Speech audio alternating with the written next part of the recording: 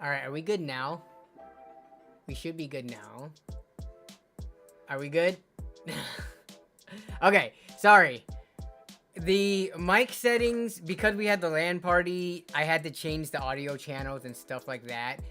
This still isn't what I want, but we might be able to go with the NZXT Capsule today. So normally I like to stream with a wireless receiver and a wireless mic, so that if I go to that side of the room or something, you know, you guys can still hear me just fine. But this thing is not wanting to cooperate today. Like, it is not wanting to pick up or OBS doesn't want to pick it up. This mic works fine. I was just using it with my camera, but OBS is finicky sometimes. But what up, everybody? How's it going? While I try to get that mic figured out, once it does pop in, if it does, or we might just go with the NZXT mic, desktop mic the whole time. But yeah, let's get the show going. So we got Shauner in the house first in the landscape stream, and we got Staying 2007 over on the vertical stream first. What's up, y'all? We got Giant Robots. Shauner is building an i7 8700 and GTX 1070 build for less than 200. Some of those parts were hand-me-downs, but still, it's going to be a good profit for a flip once he gets that out the door. We got Avery in the house. Would a 1070 still be considered a good gaming card? I like the 1070 at its price, which around my area, there was a couple listed for 60 bucks the other day. I messaged the buyer, or not the buyer, I messaged the seller, and they ended up saying, yeah, it's available. And then I said, cool, can I come pick it up? Then the next message they sent me was, sorry, someone else is coming to pick both of them up, because they had two for sale. So I missed out on $60 1070s, but in my area, anywhere from like 70 to 80 is a pretty common price. I like it at that price. It's good performance. You can still get 1080p gaming in. You know, you play all your esports titles, as well as play some of the newest titles on like lower settings. But come on, what can you ask for when you're spending sub $100 on a graphics card? Let's see, we got KL130 in the house. What's up? What up, Craig Lilly? We got Moody. We got Big Tone 9800. Pika Wubs in the house. 21 V-Talks, and over on the short side, Staying still over there, holding it down. Smizzle YouTube. Andrew Kim, what's up? Hello. Cami Karma. I honestly thought you were in a phone call. No. Actually, let me switch mics, because there's a left and a right channel. Let me see if this one automatic somehow makes it work. Yeah, I usually use mic 1, not mic 2. So if that works, then we're good. If not, I am going through a hub. Let me also switch this out. I bet you this is gonna work now.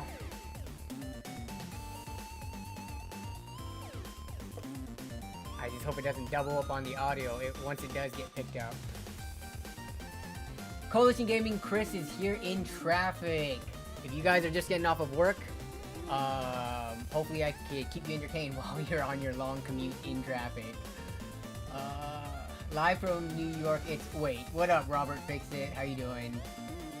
YXTT.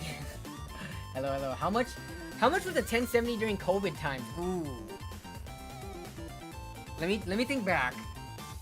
I picked up a 1070 during COVID times, but I got a good deal on it. I have a video where I built a PC for my friend, Meg.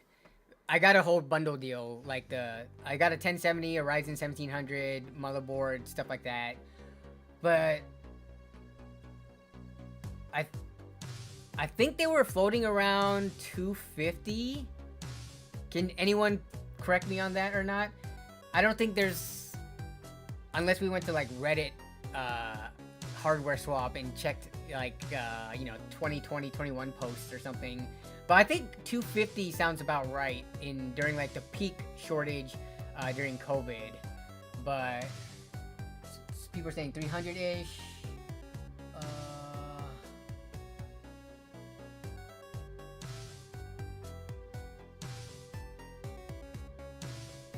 You paid 110 right before, or before shipping, 125 for your sister's 1070 right before shortage, like a week or two before.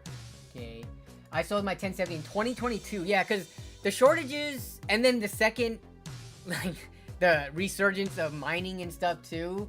The whole COVID with the resurgence of mining and cryptocurrencies was like a really bad time.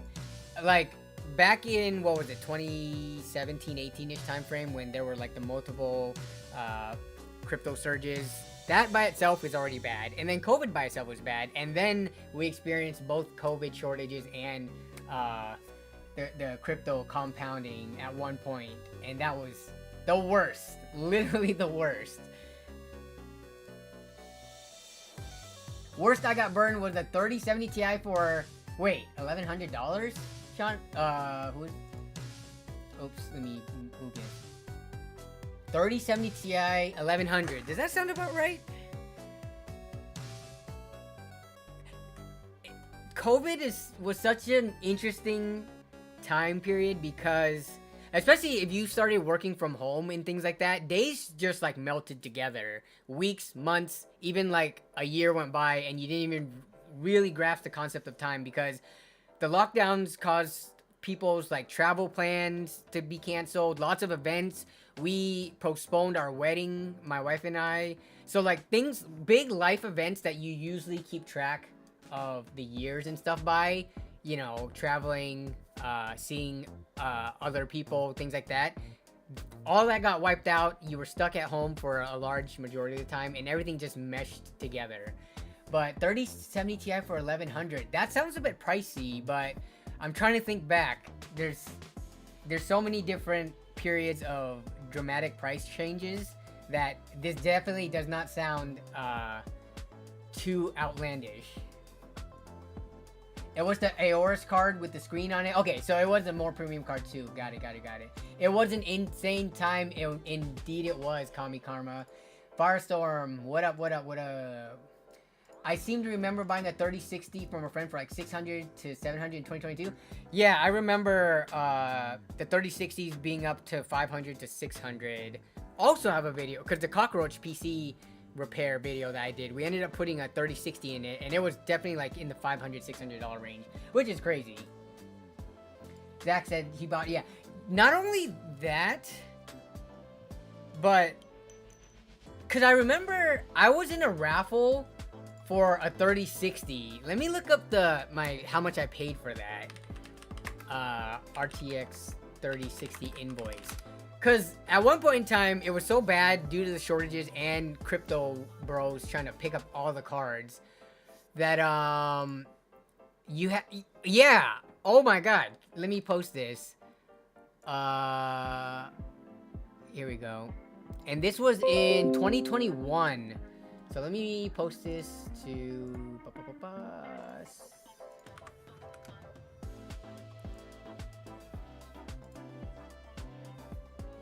so we go over to this browser scene. Yeah, so this is an invoice from what day was this? May 2021. This wasn't even just like a open purchasable thing, right? I had to click on the Newegg Shuffle or whatever the heck they called that raffle at the time, get picked, and then you had like a certain window of time where you could purchase the card before it moved on to somebody else. And this was for my brother-in-law's PC. We paid from Newegg, not a scalper. It wasn't a third-party seller. Newegg themselves sold the 3060 for $530, and this was the MSI gaming one, so not like a, yeah, because the MSI Ventus is like the lower tier one. This is like the mid-tier one, not the super top tier, but like a mid-tier MSI card. $530 from a non-scalper. So I can imagine what like Facebook Marketplace, eBay, and Craigslist was. I remember some of them being ridiculous. It was crazy. Hey, what up? We got Tech by Matt in the house. In June of 2021, 1070s were going for $450. Dang. How do you remember that, Matt? Did you have like a specific video covering that?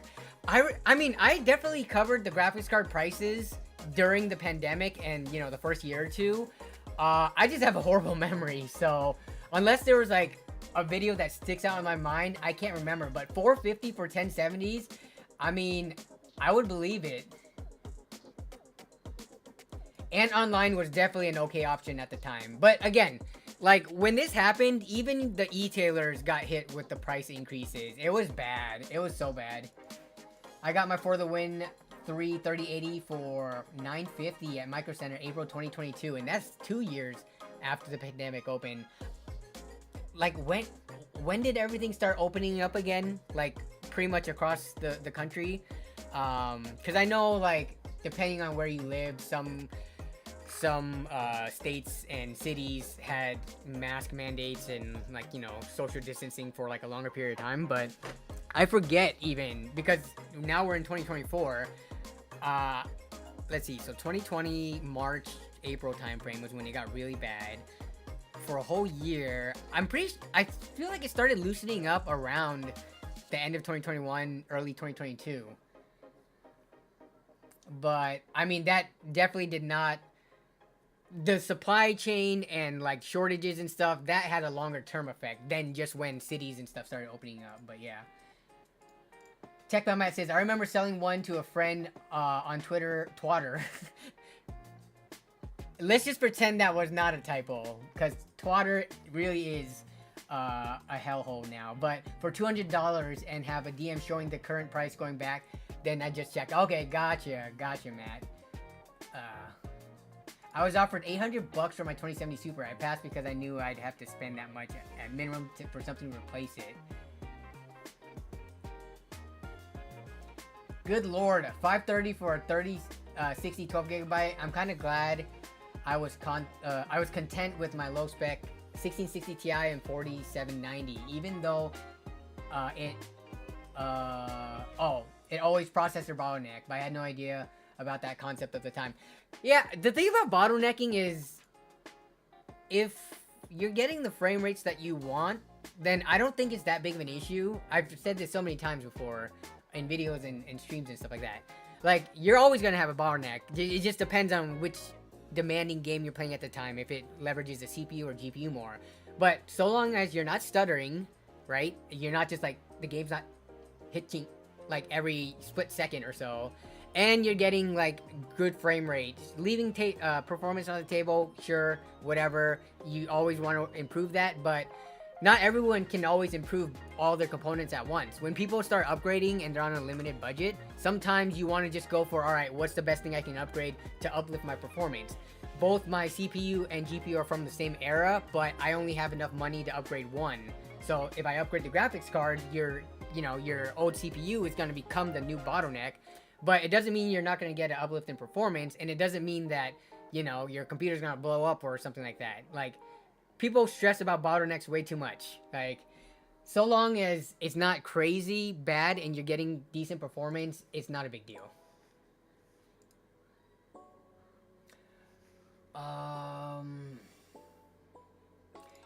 Sino Moon says, I have a 4060 brand new less than a month ago. Ooh, don't...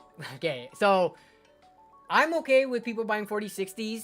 The people buying 4060s are usually the ones who aren't comfortable with the used market, because obviously you can buy like a 3070 or something for the same price, or even cheaper for better performance. But not everybody's okay with the used market. So if you look at new cards, the 4060, I don't even remember what are... let's just go on Amazon, for example, right? If someone wanted to buy a 3060, how much is that going to cost? That's $284, $9, so $300. There's some cheaper ones, actually. $260. Okay, $240, $260, $240, and then 4060, you can get it for as low as $300, $270, $284. $284 is the lowest one. $294. So you're paying like $20 to $30 extra for a 4060. Which is a gen newer. You get more of the newer features that are locked only to 40 series. Like, I still stand by the 4060 is not as bad as it was made to have, like, to be out as all the content creators and stuff when they reviewed it. Like, it is by no means a good, like, value per dollar card, but it is not straight up wasted sand tier as a lot of bandwagoners and some content creators put it out to be. Like, I recommended a 4060 to a relative that doesn't live in state, so I couldn't help them, like, you know, piece together the build, and they didn't want to buy used. So I was like, well, you know, for the low budget that you have, the 4060 is the only thing that makes sense. So, yeah.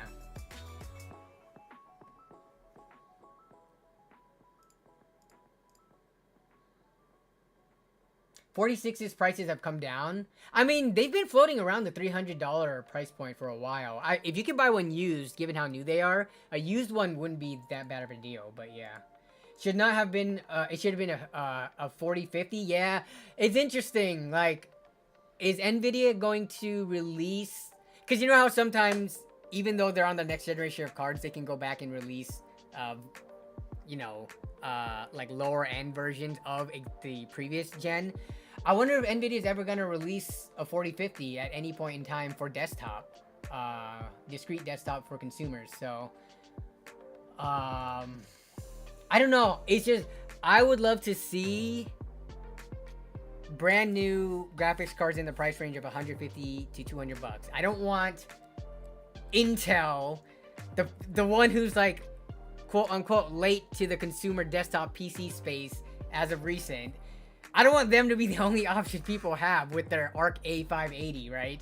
It would be nice if AMD and Nvidia both had a sub $200 option that was competitive, because like, some people just want a game at 1080p. Not everybody's trying to do AAA titles at like 144, 240 hertz, 1440p, 4K, all that stuff. Some people just want to play games at 1080p, 60 FPS.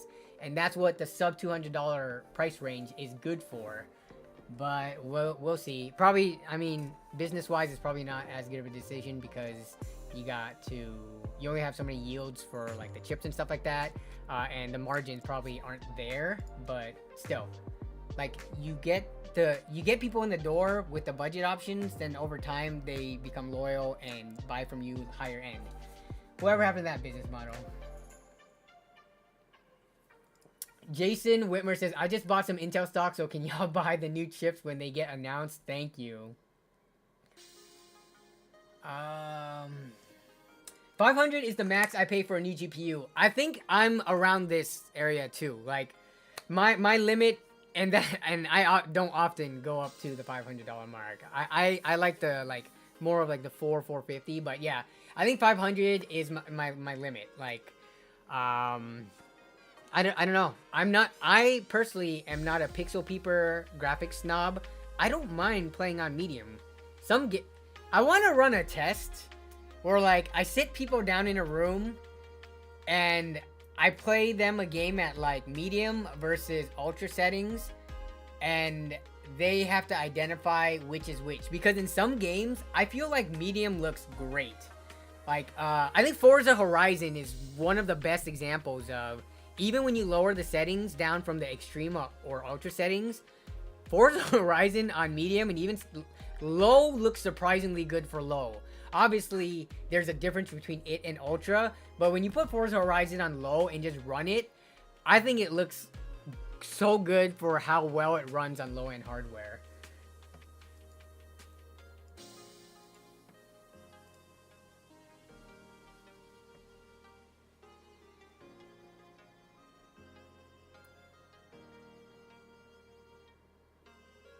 Okay, so as you guys could see from the title of today's stream, we're not going to spend like a ton of time talking about it, because this isn't like I don't usually use the streams for like news or talking about leaks and stuff like that. But I thought it was a good way to start off the stream. And it's talking about the leaks of the next gen cards, which I feel like we're kind of, it feels like the leaks are coming in super slow this time around, because we're supposedly, if they do follow the release schedule of around the holiday season in December, releasing, you know, the top high-end graphics cards, like Nvidia, for the last two launches, right? It was a December, what's it called? They had like the December press event for the official launches for the 80 and 90 series cards. We're already in October, so I feel like the last two cycles there were more solidified leaks, but this came out just the day after last week's stream, so this news isn't brand new by any means, but we haven't talked about it on the stream yet. But this is on videocards.com, and it's talking about the RTX 5090 and the 5080, so the next gen top tier consumer cards from Nvidia, based on a well-known leaker, Kopit for Kimi. Am I saying that right? Anyways, so they leaked some of the specs, so no performance or anything like that, but you can deduce sometimes from the specs and information. So looking at these numbers, for a lot of people, I think would be like, what? They're just a bunch of random numbers. You need something to look at them relative to. So thanks to Video Cards, which I do have their link down in the description if you want to check this out in more detail. They lay it out nicely side by side. So now we can get a better idea of the hardware differences between the last gen 90 and 80 cards to what is supposedly, again, this is all leaks. Nothing is confirmed. I don't know what this person's record is for getting leaks correct and spot on versus missing the mark. But if this is true, because there's no benchmarks, you kind of have to look at like the core count, and so no clock information is released. But the streaming multiprocessors are released. So between the two cards, the 90 card, you get a 128 bump up to 170, which is pretty drastic. What percentage is that? Like 40, what's 50%? So like 40-ish% bump up in streaming multiprocessors. The 4080, not so much. So 76 to 84, that's about a 10% bump. CUDA cores, you get a huge, massive leap from 16,000 to 21,000. And remember, this is all on top of being new architecture as well. So even if all these numbers were the same from generation to generation, you do have, you know, this is now Blackwell versus Ada Lovelace. So you will have some gains there. This is just gains on top of that. But if you look at the 4080, from 9,700-ish to 10,700, that's about a 10% jump up as well. Memory goes up from GDDR6X to GDDR7. Let's see, 4080, the memory bus is about the same, or it is the same, but 4090 increases from 384 to 512. Memory speed increases for both the 28 gigabits per second. Memory bandwidth is increased in both, but again, so the 4090, just looking at these numbers, the 4090, the generational leap looks to be really big, whereas the 4080, looking at this, everything is like, looks like in the 10% realm. Maybe a little bit more with the generational bump as well.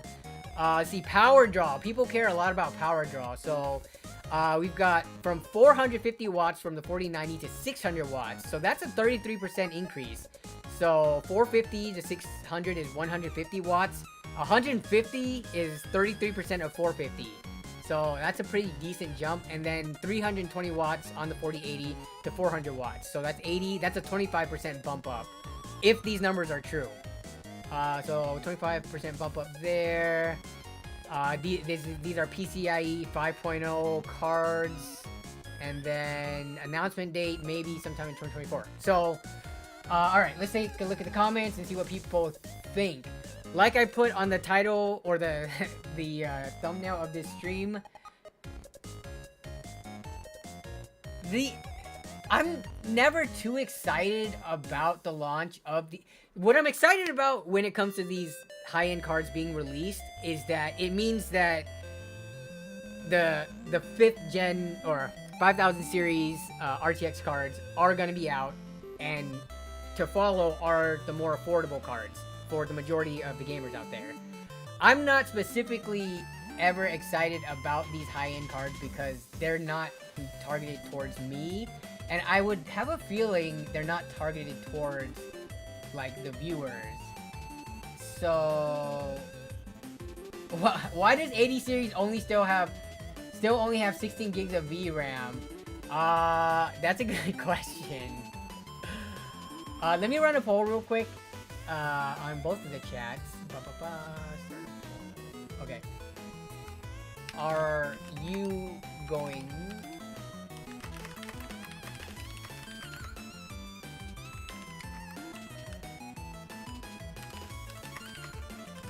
Just to see what we've got there. So when these release, are y'all gonna be in the market? Because while I do run a primarily like more budget-oriented channel, used hardware, stuff like that, getting deals. I know of people in my community or in this community that do have like 4080s and 4090s. So there is a subset of people who are interested in the higher end cards. And depending on like what your lifestyle is, right? Spending, anywhere from $1,000 to $2,000 on a single piece of hardware like a graphics card, if it's something that can last you multiple years and you're financially well off, you've got a stable career, etc., all your other stuff in life is in order, then, if this is your primary hobby too, then it can totally be justified, right? There are so many other hobbies where people spend this much money or more. With a PC, you can do not only gaming, but you can do like photo editing, video editing, stuff like that. Not that you need a high-end card, but I'm just saying, if you use your computer a lot, hours a day, day in and day out for years, then you can justify the cost so easily. I'm someone who does use the computer a lot, but I know that I don't need this powerful of a card, so I don't ever aim for them, but yeah. People in chat, help me get his attention. I need a motherboard and I'll be able to start my PC build, please. What are you looking for motherboard-wise? Are you looking for, like, advice on what to pick? 5060 should be 12 gigabyte VRAM.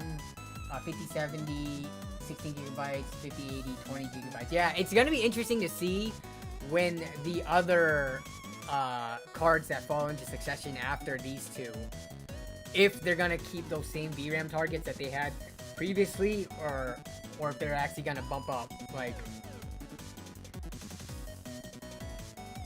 Craig Lilly is happy with an XFX RX 6750 XT, which again, I think that's still a solid card. We are already in October. It just sounds crazy. Where has the time gone? Right?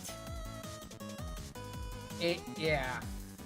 I don't know. It might be. It depends on how old you are too. Remember, as you age, each year becomes a smaller percentage of your entire life.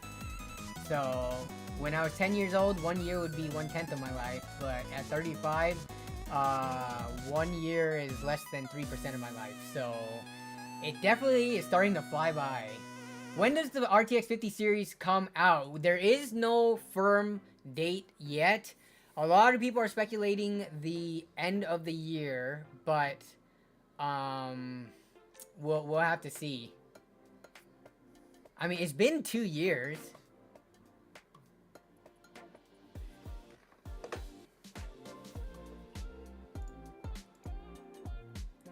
I have the date. You think CES? When's CES again? Like February? I've never been to CES. Going to CES sounds like work. Like, going to LTX did not feel like work, even though I did work during LTX. Going to a trade show like CES and Computex, while I do want to go, it sounds like, oh, it's January. Wait, is it always in January, or did I mix it up? January, so January release date versus December, only a month, 1 month difference. Yeah, I guess CES wouldn't be a bad time too. CES is always on my birthday, so you go to Vegas, right, to gamble and maybe watch some UFC and go to CES, Chris?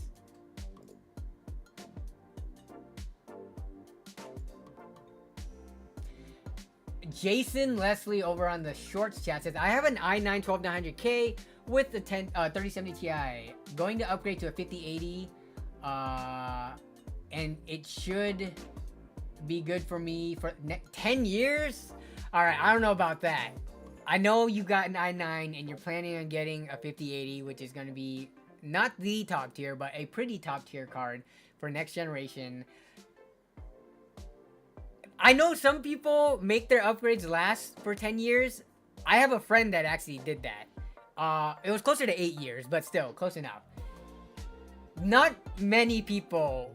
I feel like the people who end up buying the top end bleeding edge of the tech, the consumer tech hardware, like people who usually spend on i9s and like 4090s and 4080s and stuff like that, they typically aren't the type to ride that until those cards become weaker than entry-level cards. Like if you look at 10 years ago, right? 10 years ago in 2014, the top-end card was 980 Ti consumer side, right? If we don't count like Titan.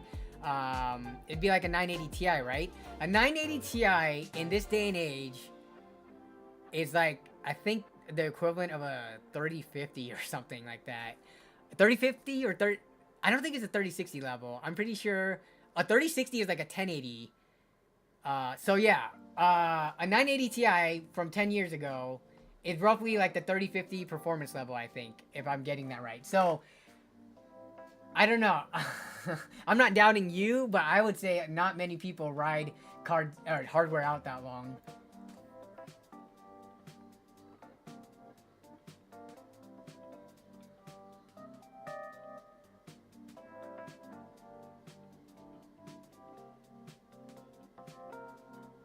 Wait, what? Wait.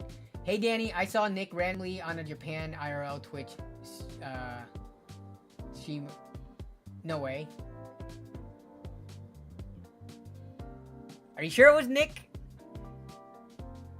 Can you send me that either via email or in the Discord? If that stream is still available for you to clip it. Nick does like to travel a lot. He has traveled to many countries. He's probably the most traveled of the entire group in terms of like international travel. So I'm trying to think, depending on when that stream was, that might have actually been him, but yeah. Elijah Keenum is asking for a free motherboard. Anyone would help. I mentioned it in the latest video, but I do not send hardware to people who just ask for free hardware, unfortunately, so I cannot. It was Nick. Oh, please send me the clip or the stream. I would love to show it to him.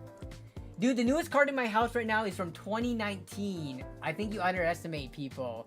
Well, 2019 cards are still very viable right now. Those are like 20 series cards, right? So, yeah, I mean, I think 20 series is still super good in this day and age.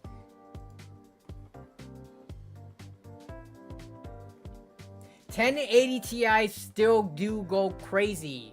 1080 Ti is, I think, around like a 6600 to 3060 performance level. Yeah. And you can get them for sub $150. So it's just that they're a little bit more power hungry, but not bad. All right, what are the polls so far? So of the votes that we have so far, short stream, it's about 50-50. So a decent amount of people are in the market for like a 50-90, 50-80. Over on the landscape stream side of things, it's about a 30-70 split, with 70% saying no, not interested in the high-end tier cards. What's on the left side of your ear? On the left side of my ear is this is the mic. This is the mic, but I shouldn't even wear it right now because it's not working. I'm talking through this mic right now. I usually use the wireless mic, but for some reason it's not being detected, so I need to figure that out. So yeah, I can take it off because I'm not going to be moving around the stream at all. Let me get this out of the way. Okay, let's see.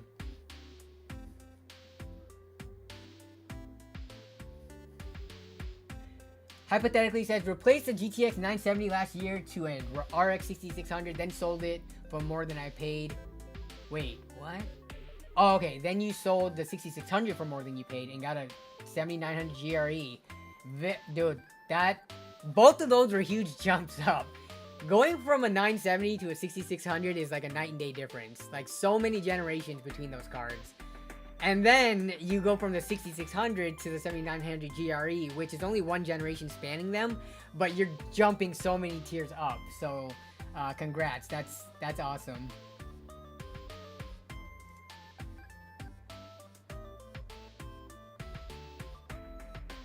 I got 5 Gs. You're talking about like $5 grand, like $5,000 for the 5090. Are you gonna do like a really expensive multi-$1,000 build with it. If they delay it and they release during the tariffs, then I will be pissed. I'm a broke boy with a GTX 760, says Shanks. I have an Alienware i7 RTX 3070 Ti. I'm very happy with it. Yeah. Here's the thing about Alienware. They are overpriced compared to other system integrators, and of course compared to building it yourself. But I honestly have no issues with people who just end up... My friend, one of my best friends for the last 25 years, Jesse from the LAN Party Stories videos, he bought an Alienware desktop. You think I'm giving him a bunch of crap about buying one of those? He makes enough money where, and he just doesn't want the hassle, and I guess he didn't want to bother me to like build a PC for him, even though I would have built it for him for free, no charge. Like, he paid for the parts, I would gladly build it for him, but he doesn't live in state anymore. He lives out of state, so, you know, he wanted a computer, and he bought it, and he makes enough money where it's fine. It's not like he has any thermal throttling issues, temperatures are fine, he doesn't crash. So, like, I don't know.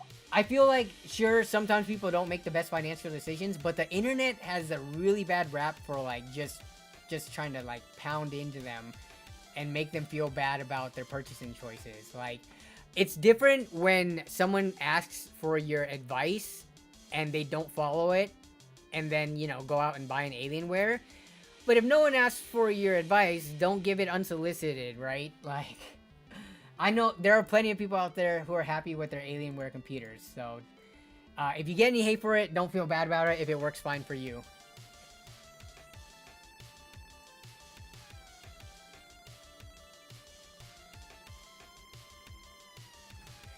If people want an older Alienware desktop, they better do it fast before PC Bro buys them all up. Yeah.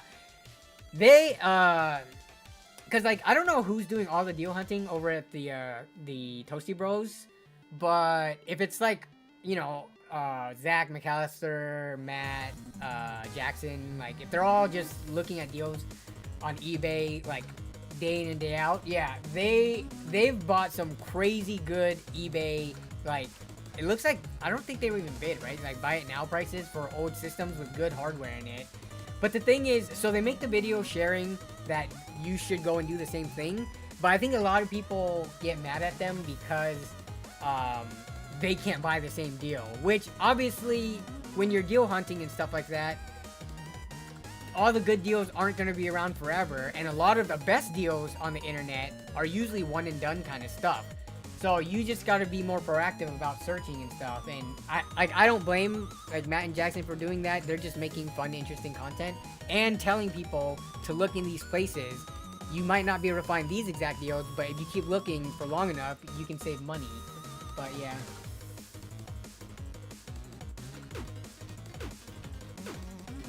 Elusive Electron. Thank you for the is that playing? The Spitfire alert. Come on. I didn't hear it playing. Give me 1 second. We can't be having that. OBS, why you do this to me right now? Where's the window?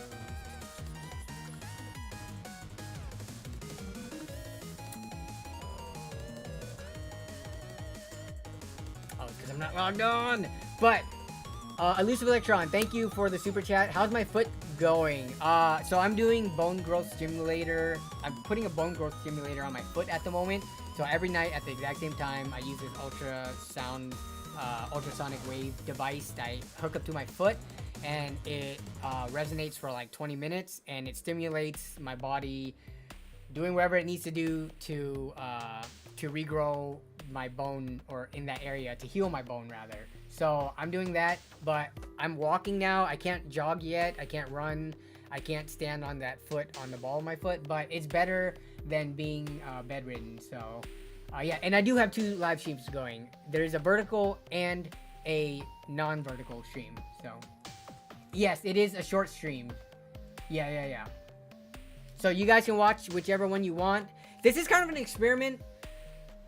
If the short stream doesn't pick up after a while, I'm gonna just go back to doing the normal stream, because it's not like, how many of you out there are watching the landscape stream on your phone still?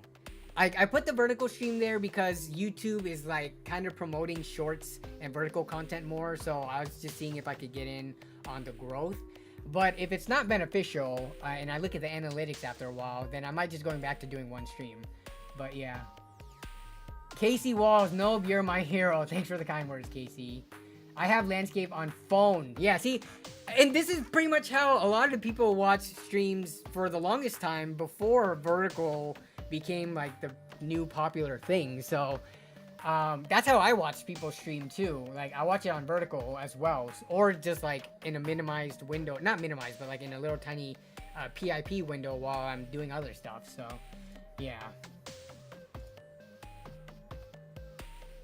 MSI is way more expensive than Alienware. You're talking about like MSI pre-builts? Is it more expensive? Maybe we can look into that actually. MSI pre-built PC and Alienware. This would be fun. We haven't looked at pre-builts in a while. So that could be the next thing we look at.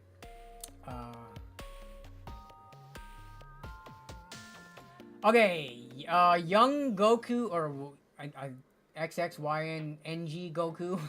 Would it be better to start a new PC build off of a budget, or build off my current Dell PC from Amazon? So, without even knowing your Dell PC, but knowing that it's a Dell, I mean, you're pretty limited because Dell uses OEM motherboards. Unless you get like a... Do Dell make XPS systems that uses like non-proprietary or non-OEM parts? I'm trying to think off the top of my head. Dell also owns Alienware, but and Alienware is not considered a Dell. But that versus... So... we need more details because I have no idea how old your Optiplex is. I think if you're on a budget regarding this situation right here, I'm gonna end the poll so that we can actually see the chat on the thing, but the numbers are still about the same. Regarding this situation right here, if you are on a budget, like, and money is tight and things like that, which I would imagine if you're on like a Dell PC from Amazon, there are upgrades you can do for the time being without having to build from scratch if money is tight and you can't afford everything at once, right?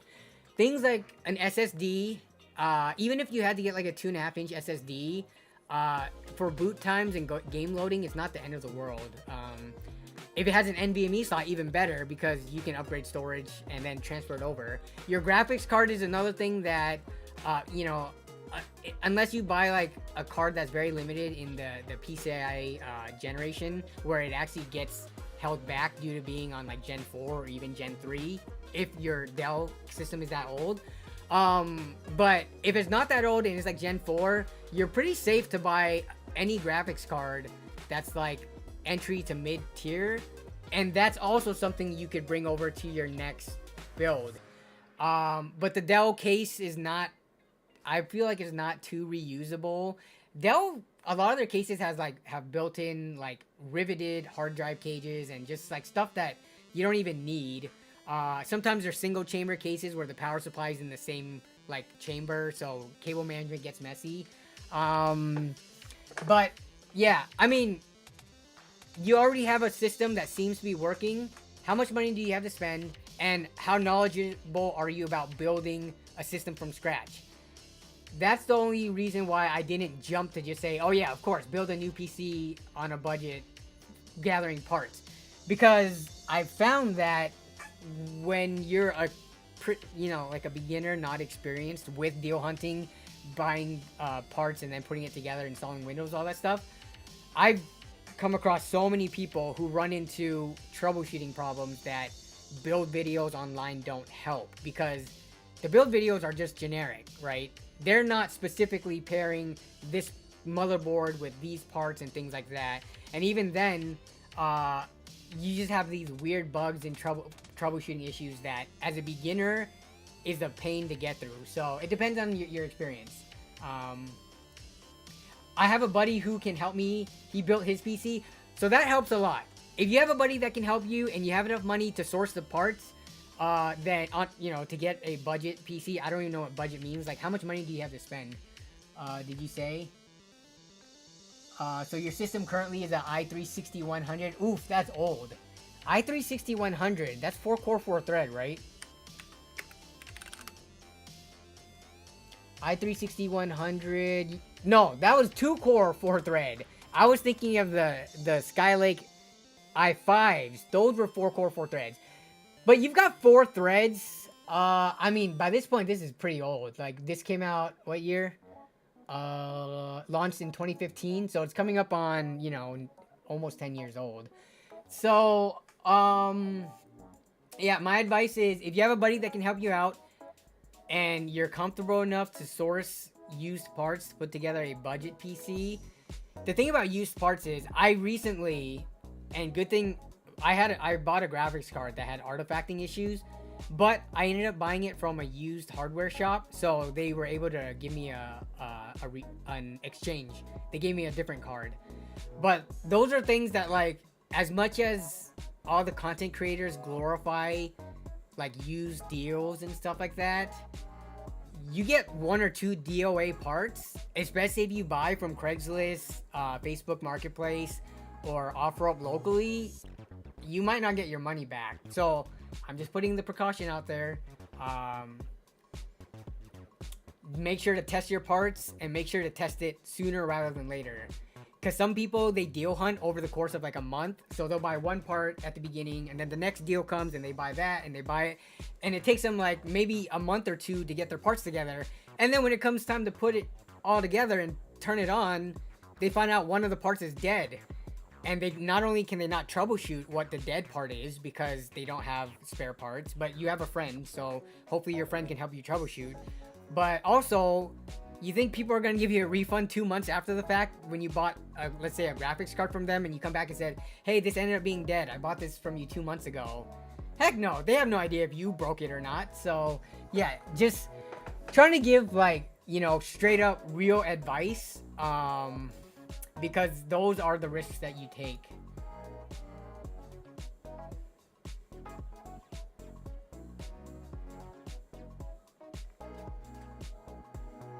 Robert Fixit says, as an Optiplex person, while they do accept a lot of new parts, the amount of times it takes to make everything fit in adapters and such, you really just need to start from scratch. That, I mean, I agree with this. Again, depending on their situation, like how much money, did they say how much money they had to spend?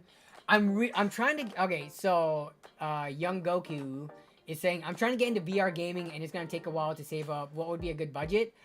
For VR, okay, so VR gaming is like, it's such a broad description, kind of like saying I want to get into gaming, because you can get into gaming and play like Valorant and League of Legends, or you can get into gaming and play Black Myth Wukong or the new Final Fantasy.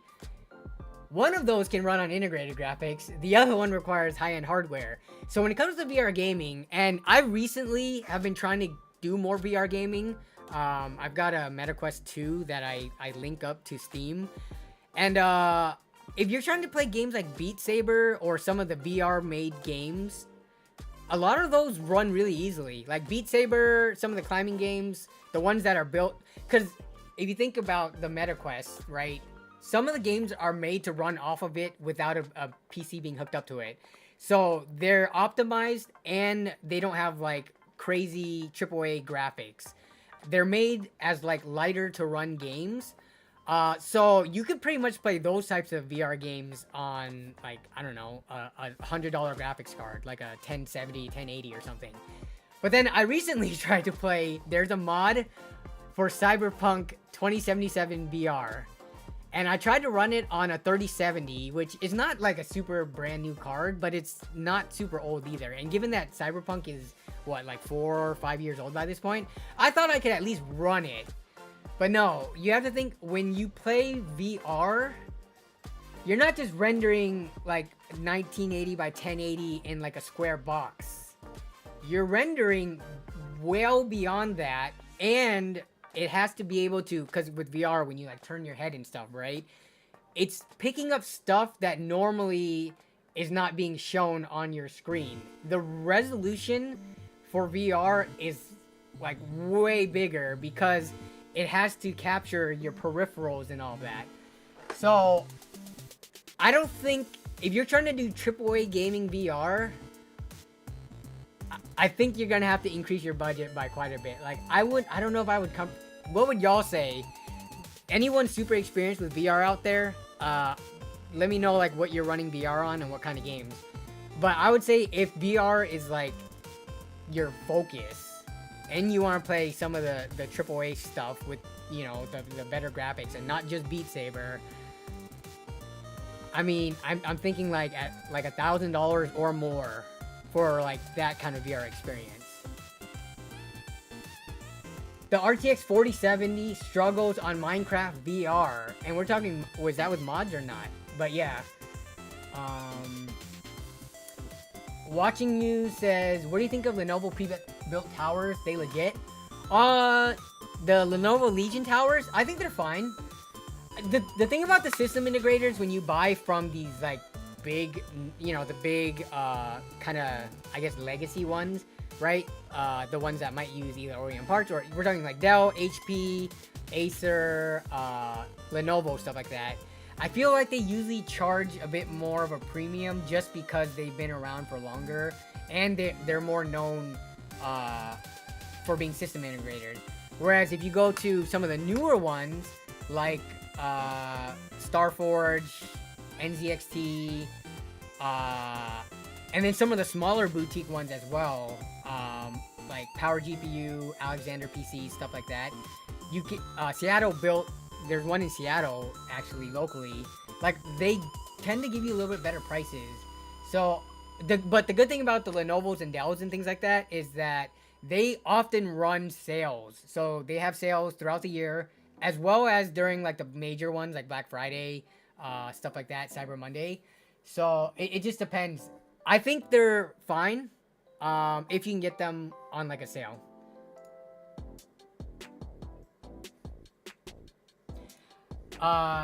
Met Prism says, I would say the recommended GPU for VR would be like a 7900 GRE or a 4070 Ti Super. Yeah, I after trying Cyberpunk in VR, I'm inclined to agree with this more. But again, you know, what is that VR chat game? Games like that don't require a ton of graphics power, processing power, because the graphics are very basic, you know? So it just depends.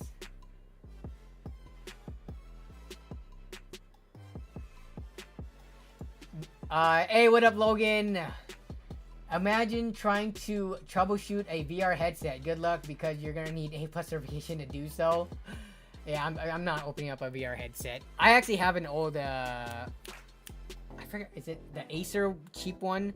And it ended up like failing on me. I don't know what the issue is. I can't open that thing up and like freaking look at the, you know, the circuit board and figure out what went wrong. So I only spent like 150 on it like 3 or 4 years ago. So it wasn't a big deal, but yeah.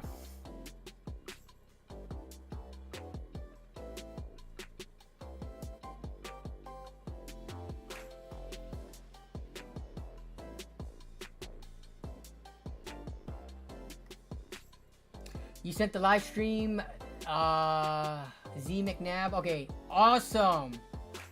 In the anime YouTube pop-up store. Oh boy, I'm so excited. Maybe we could watch this. Let me see. Would a 4070 be good for 4K gaming? I do not consider the 4070 a good 4K card. But it depends on what games you're playing. It can run League of Legends and Valorant okay at 4K. It can run some games okay at 4K with DLSS and frame generation, stuff like that, right? But you're talking about native 4K, AAA, ultra settings.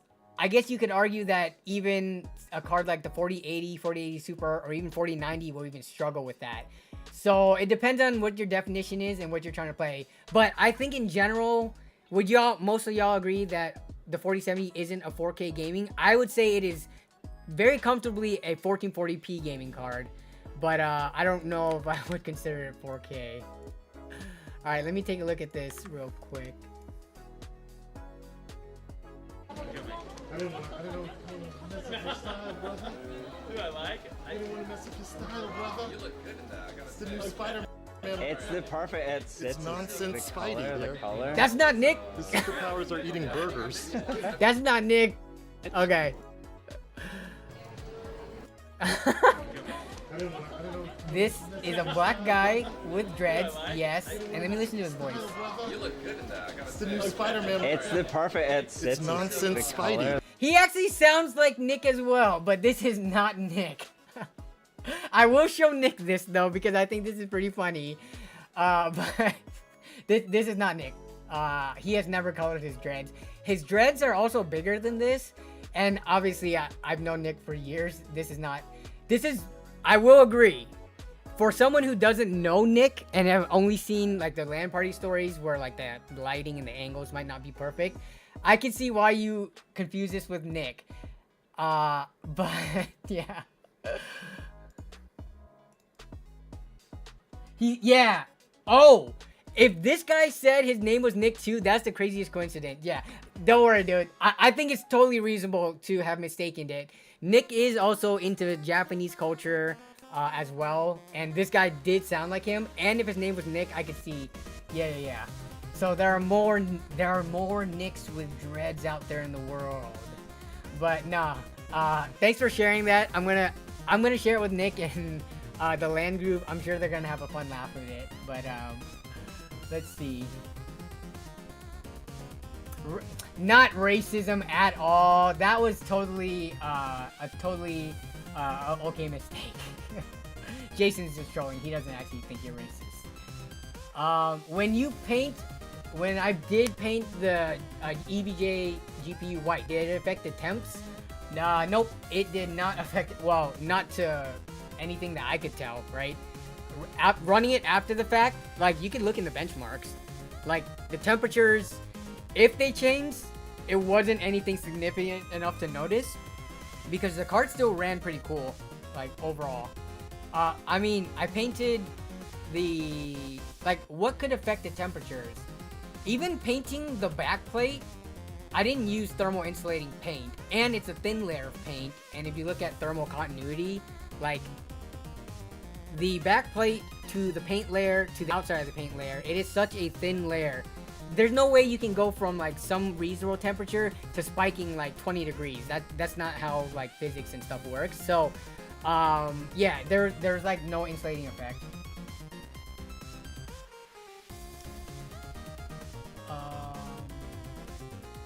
Where the LAN party at? The LAN party was at my place coming up on 2 weekends ago. The video is gonna be out in December. Doppelganger, indeed. That's definitely a Nick doppelganger. Yeah. I will share that with him.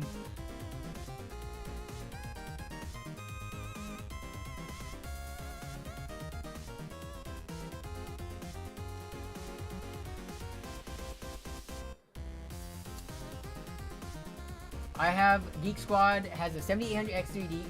Funny enough, that's the CPU in August, played around 360. Yeah, dude, we talked about this last week on stream, but the 7800 X3D situation seems to have is just getting worse. The prices for them, let's see. People have said that you can get them if you constantly look and when they pop back in stock. But 7800 X3D, well, 7900 X3D is 44. Where's the 7800 X3D though? Is it not even here? Because it's in that. This is strange. Usually they would eat. Oh, here it is. Wait, no, that's a Micro Center bundle. Where's the individual CPU? But if you aren't aware, there's kind of like a shortage issue. It's twofold, right? AMD's launch of the 9000 series chips did not go over well with reviewers and consumers. And Intel having their issues, which now, I mean, they fixed it since then. But, I mean, I think so many people are on the Intel hate bandwagon now that they, going over to AMD, there's a hate bandwagon for the 9000 series chips. So then, if you want like the quote-unquote best value gaming chip right now, it is going to be the 7800 X3D. So there's like a huge bottleneck in the supply versus the demand. And I mean, Walmart Shenzhen, so if you want to buy it from overseas, shipped by Walmart, $550. You know, almost $200 more than what they were going for beforehand. Oh, here, now I can find one, but there's zero offers of, wait. Zero offers, it says zero featured offers available, but what about the third-party sellers? Like, I can't even buy that on Amazon at all. There are no 7800 X3D chips. Oh, see all buying options. Oh, you can buy a used one for $450. New ones are $550. Yeah, so you're paying like close to $200 over what they were going for like not too long ago, prior to the Intel debacle as well as the AMD's new chip launch. Yeah, you can get it. I mean, at this point, do y'all think this is worth $550? When it was, how much did I pay for mine? Let me take a look at my Amazon account. Let me see when I bought it and what I bought it for. So I bought it February of this year, so about 8 months ago. And where's the order details? I bought it for $360. So yeah, I bought mine for $360. And now it is almost $200 more. Still available on AliExpress. Is it that one or the 70? What's it called? 7700. Let me see. AliExpress. 7800 X3D. And the issue is, even though AliExpress has really good prices on AMD chips, some people just don't trust AliExpress. No, let's see. So 550. So all 500. 5700 X3D from last gen is 200. I'm not seeing anything on AliExpress. So sorting lowest price, 484 is the lowest I could find, unless you guys are seeing something else on your end. Mr. Pete, 1985, got my 7800 X3D in August for around 367. Yeah, that was about their going price, like the mid 300s. I have a GTX 1080. Can you recommend a GPU upgrade that wouldn't destroy my wallet? I don't have any preferences, AMD or Nvidia. I have owned both. How much money do you have to spend? Because I could recommend a GPU upgrade, like a 6700, 6750 XT would be an upgrade. Not a huge upgrade, but it would be an upgrade from the 1080, which means the 6800, 6800 XT, and 7800 XT are good upgrades, but then you're starting to go up to $400, $500 territory, right? So it depends on how much you have to spend. There are plenty of upgrades over the 1080, but I don't know what destroying your wallet means. To some people, $500 means destroying your wallet.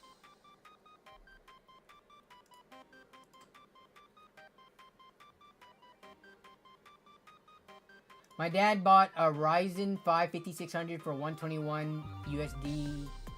New, by the way. Well, see, this is where we were talking about. Like, so your dad bought a 5600, and I'm not trying to like make you feel bad or something. It just goes back to the talking point that we just had. Oh, did we just? No. Yeah, you can see. So these are tray CPUs meant for OEMs and stuff like that. Sold without a cooler, sold without a warranty. But from 121 versus $80, you're saving like what is it, 33%? So AliExpress is good for CPUs, AMD CPUs, or old Xeons for sure.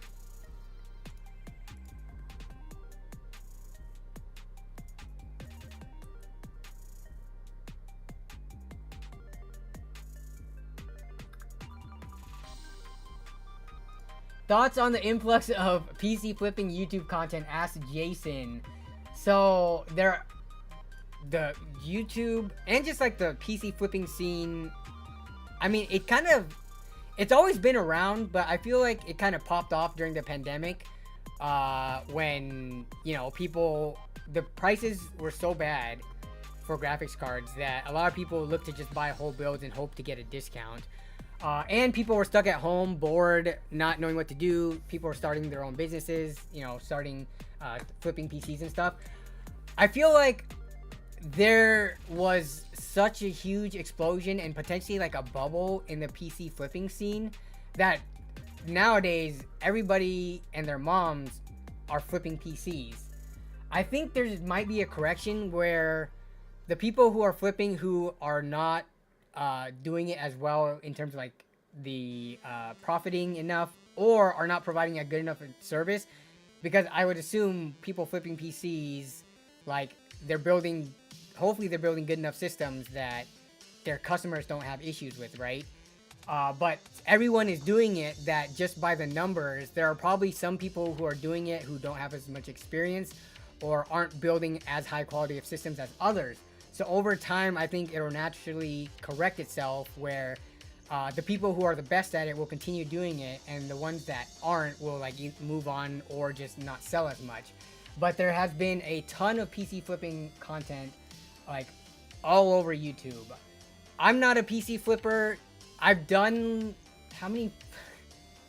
I know I've done less than 5 videos on PC flipping. It's probably closer to like 2 or 3 in the history of my channel. I'm not trying to like make a ton of money building PCs, selling it, and making a profit. Almost every system that I build, I basically sell it as at the same price that I got all the parts for. So my labor and stuff goes in for free, but I'm doing it for mostly friends and family because that's who I mostly sell my systems to. So I'm not profiting off of them. And if I can make content off of it, then, you know, that's good enough for me. I'm not trying to charge people an extra like $100, $150, $200, especially since I have a channel where I can make money other ways. I'm not saying, you know, flippers charging a premium for their the work that they put into is bad or anything, but just from my perspective, like my channel, Nerd on a Budget, I teach people how to build PCs for, you know, under market value, hopefully, if you're doing the deal hunting right. But whatever you decide to do with that information afterwards is up to you. So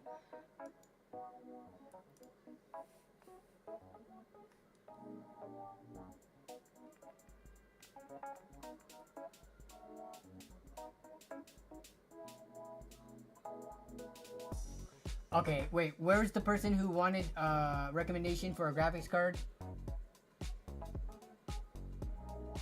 They were in the shorts chat, so they probably left. Jason says, PC flipping is a great hobby to play with PC parts. I just don't like how kids are acting like it's the way to make serious cash. I have seen a rise in content about like the one that Jason showed me. It was like, I quit my job to start flipping PCs and stuff like that. Which, I mean, if it works out, then good for that person. But yeah, that I feel like a lot of people are starting to do it and trying to basically make a full-time thing out of it. Which, I mean, the whole PC flipping thing, there's a reason why system integrators do it at a much larger scale, because I would have to imagine, like, what are the failure or like the percentage of issues that some of the systems have, and what is their response to fixing it. So on websites like Jawa, there's a lot of PC flippers on there, but they're vetted, and a lot of them go above and beyond to have like some kind of warranty that they promise. Now, obviously, with the warranty, if they're not around in a few years, then the warranty is not worth anything. But a lot of the sellers on there have been selling for multiple years by this point. So I feel like you would have a better chance of them helping you troubleshoot or fixing the problem. But if you're just buying from some random flipper on Facebook Marketplace or OfferUp, where there isn't like a platform like Jawa, I mean, I guess there's rep on those ones, but still, I would have to imagine the quality of their PC builds and what kind of warranty they are slapping behind it. Because, yeah, the people who are buying pre-builds in the first place probably aren't the most tech literate. So they are depending on the tech support and warranty aspect of it. So, yeah.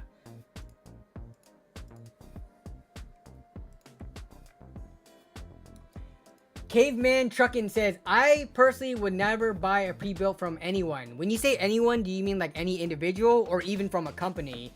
Like, you know, iBuyPower, CyberPower, Costco. Yo, Costco needs their own line of pre-builts. Right now, they're selling like iBuyPower stuff and like iBuyPower, CyberPower, sometimes Lenovo's and stuff like that. But what if Costco has such a good reputation and the Kirkland Signature brand has such a good rep? What if they came out with the Kirkland Signature pre-built PC?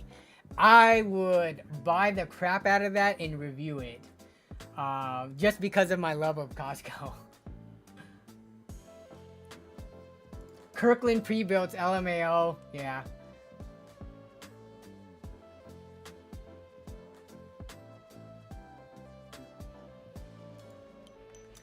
Ethan, okay, came back and said, that's fair. I have a budget of $600. I'm considering used 7800 XT. I think that's a good choice. Would there be used? Let's see what the used 7900 GRE market's looking like. Because if you can get one of those and you want to use up all your budget. So if you get a used 7800 XT, you're looking at what, 400, 450 bucks? So you still have some money left over, but if you wanted a like a GRE, a 7900 GRE, you could also fit that within your budget. If you want new, you're looking at you're looking at 530. Yeah, so the used one, I thought the used market would look a little bit better than this. Yeah, so I think both what's the 7800 XT used going for? They should be like in the mid to low 400s, I would imagine. Oh, they're what? You can get these for that much new on like Amazon. Or I thought you could. 479. Okay, so for at this point, 450 versus 480 used versus brand new, and then you have your GRE, which is almost the same price. New and used. So yeah, your best bet to get the maximum value out of your dollar, especially if you don't care about AMD versus Nvidia, would be 7800 XT or 7900 GRE. And they're both at like, their price difference is like 40 to 50 bucks depending on the model you want. So I think both of them are good. Fopopo. I sent you my PC part picker list. Please rate it. I'm gonna buy it.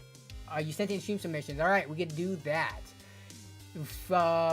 Stream submissions. We are over an hour in the stream, and oh, Shauner sent his thing too. Shauner, I think, is gone though. Dang it. Homicides. I was told. Okay, so we've got Homicides. He's still in the YouTube chat right now. So we got Homicides and Fopopo's list. So let's take a look at Homicides first. Oh, Shauner, you're still there. All right, we'll take I want to take a look at Shauner's list. So he built the system for 200. He did get some hand-me-down parts, so that's why it is so cheap. Otherwise, I mean, a 1070 goes for like 70, 80 bucks. Good deals would be like 60 bucks in my area. And then an 8700. So you got a pretty good deal on the motherboard, just because motherboards, for some stupid reason, they always hold their value. Probably because over time they become more rare as they get cycled out of production. You can only buy them in the used market, and they definitely do not last as long as CPUs. So then you get like, you know, an oversupply of CPUs circulating in the used market and less motherboards. But 40 bucks is a very solid price despite how old the platform is. And then I don't know how much an 8700 is. Would that be like probably 60 bucks in this day and age? So if you had to pay like standard price for it, probably be closer to 300 bucks. But overall, pretty nice prices on everything else. 61 bucks on this nice Asus Prime kind of smaller case. 450 watt EVGA for $16. What is this, a white label one? Which again, at this level, it is the white 3, which I have no idea. I'm imagining EFD tier somewhere on the tier list. But who cares about the PSU tier list when the build is this cheap? And then 250 gig, or no, 500 gig SSD for 25 bucks. Nice. And then 16 gigs RAM for 30 from Amazon. Very nice, very nice. All right, so let's see. Was this person still here? You've had the SSD for a while, yeah. I recently picked up a 2.5 inch, and it's gonna be in the upcoming video. 2.5 inch, 500 gig Samsung Evo 860. I paid 22 bucks for that, and luckily, like, I got it from a used PC hardware shop, which there's not a ton of around here, but it was one of those e-cycling centers. So, yeah. I mean, I think 2.5 inch drives are still fine. And they're extra still fine when you're building on a small budget.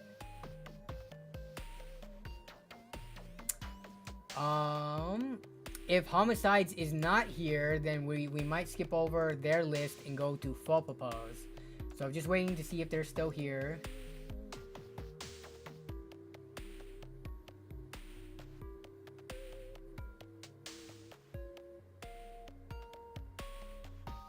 Yeah, I think he's gone.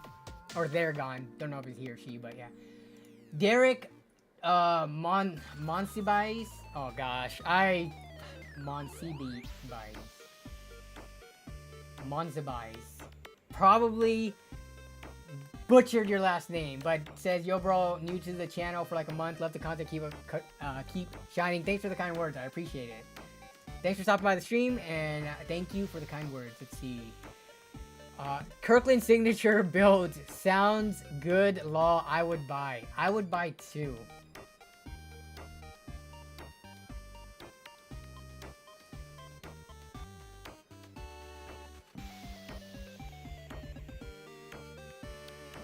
Alright, so we are moving on to Full Proposed list. Hey, can you rate my PC part picker? So you are planning on buying this, which I do like looking over lists that people are actually gonna buy, so that the advice is used rather than just like theory builds that people make just for the fun of it.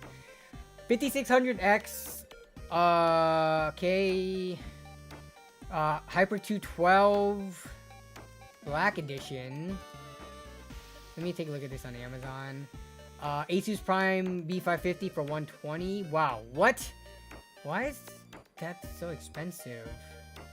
32 gigs of Corsair 3600 18 memory for 72 bucks. So it looks like you're going for a stealth black build.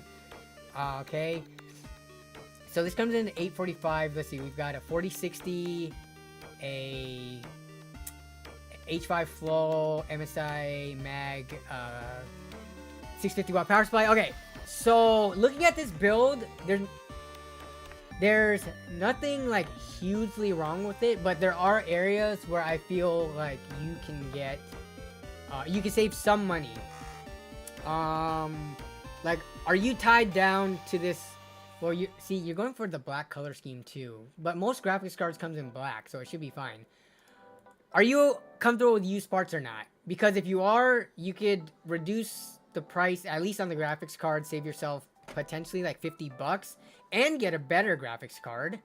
If you don't need Nvidia, like you could find 6700 XT, 6750 XTs for around 250 pretty easily. So you save 50 bucks there. Also 3070s are also cheaper than 300 bucks in the used market right now, and outperform the 4060 in the majority of games. And you could probably easily find a black one. If you could buy one used, you also save on taxes. So the graphics card sticks out, though I'm not gonna like roast you for choosing a 4060. If you're trying to only get new, you don't have that many options. You could grab the AMD 7600 XT, which is cheaper, but I don't know, you might want the Nvidia specific features. I was looking at buying a 30, you should be able to get a 3070 for much less, or not much less, but a decent amount less than $299. Do not buy a 3070 used for 300 bucks. But you do have a lot of options, but it sounds like you're trying to get Nvidia because you just mentioned the 3070, which is fine. You know, some people have their brand preferences.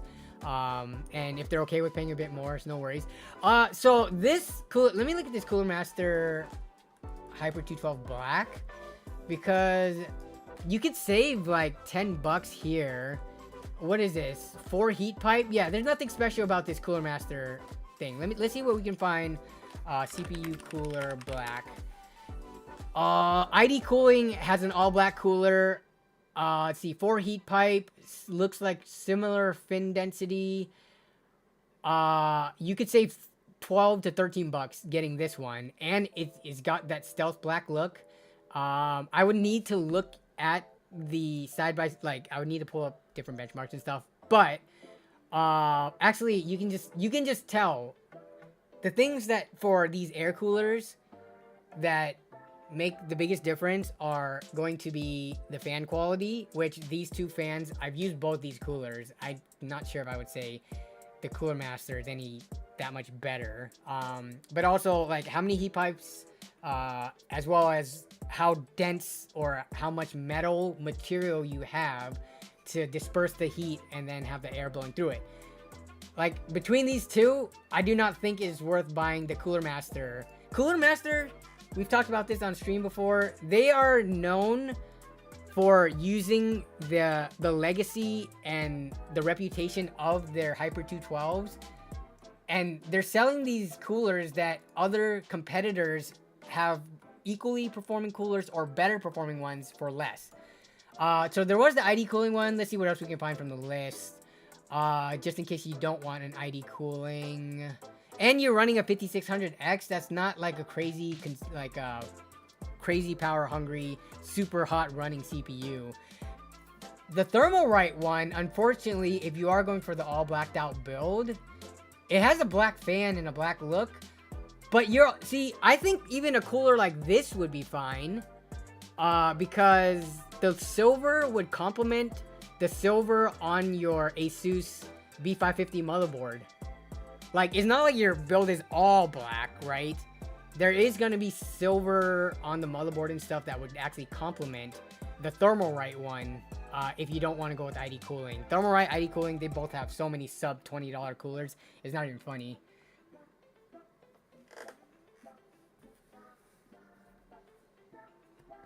Thermalright Assassin coolers are so good. They are so good. Indeed. Should I buy the Ryzen 5 5600X in 2024? I recently bought a 5600, which isn't too different than a 5600X. And I think AM4 processors are still plenty viable. It's because they are sub, like, $150. So it's not like you're gonna get anything new gen that is that low of a price, right?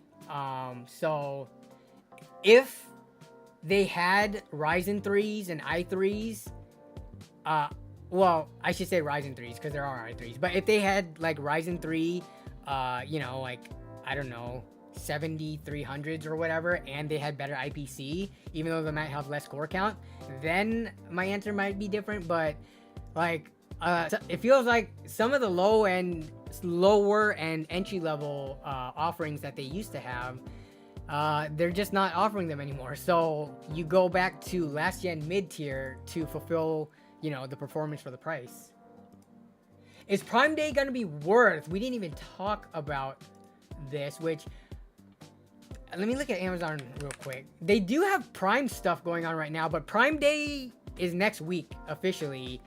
But Amazon Prime, there's like something going on with Prime starting this week. It's like the pre-Prime deals. But do I think the Prime days are gonna be worth? I would say if you're trying to buy PC parts this week, wait till next week, because the Prime deals, you can save like $10, $20 here on some of the major components sometimes. And on the SSDs and RAM and stuff, you can usually find some decent deals. It's not going to be anything crazy. We're not talking like 25%, 30% price reductions. But you can get some savings, which over multiple components can add up. So it is 1 week away.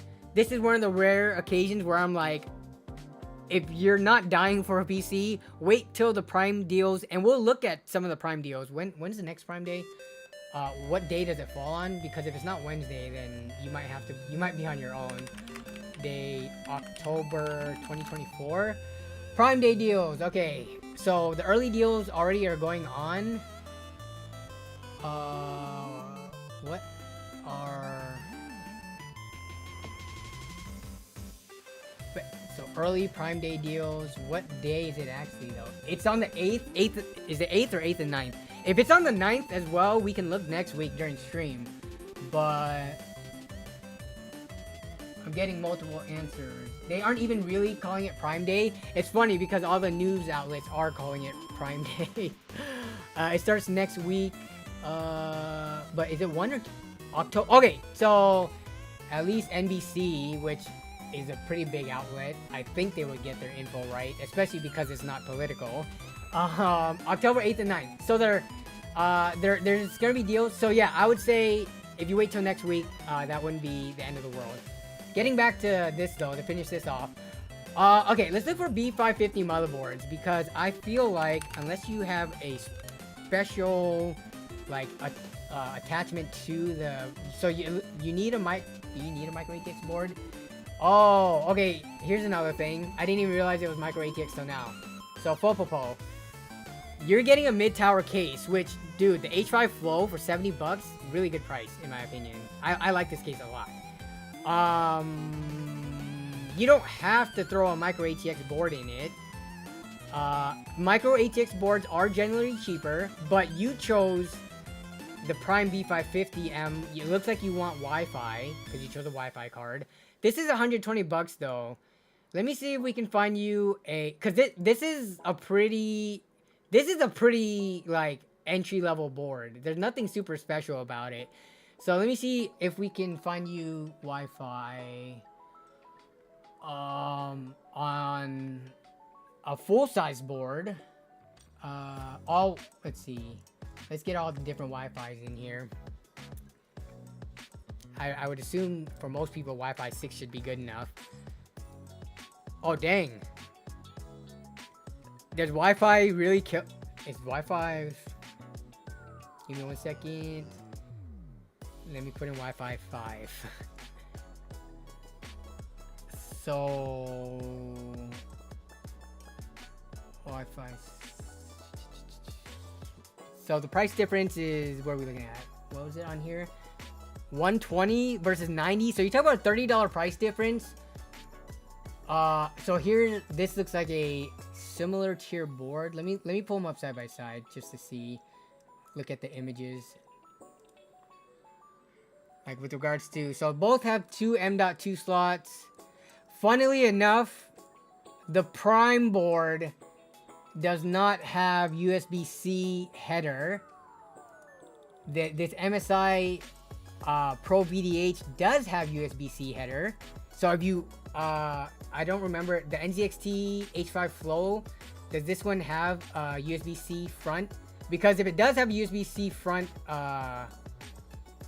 header connectors, then you're gonna be screwed on your Prime board. But what else do we have here? So 4 memory slots each, pretty dinky heat sinks on the VRMs. Same number of PCI expansion. So, but what are Wi-Fi speeds?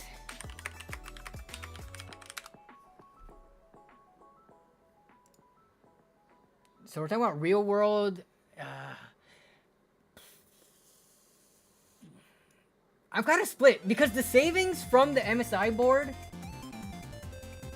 is pretty big. You're talking 25% savings, right? 90 to 120 bucks. That's 30 bucks. 30 out of 120 is 25%. So the MSI board has its pros in that it does have a USB-C header and it's 30 bucks cheaper. But it's Wi-Fi 5. Like, do you even know what your router is? Do you have like a really up-to-date router? Even with my Wi-Fi 6 router on Wi-Fi, I never get this much speeds, but we're talking about future-proofing here, where if you do eventually if you have like gigabit internet and eventually upgrade your modem and router and stuff, you will be potentially missing out on higher speeds. But I don't know, man. This is rated up to 3.5 versus 9.6, and real world speeds can go up to 1.7. Do many people have that much faster internet? I would personally, I think I would go for the MSI board. Like, Wi-Fi speeds, if I needed the fastest speeds, I would go wired in, but saving $30 and getting that USB-C front to me is important. So, yeah.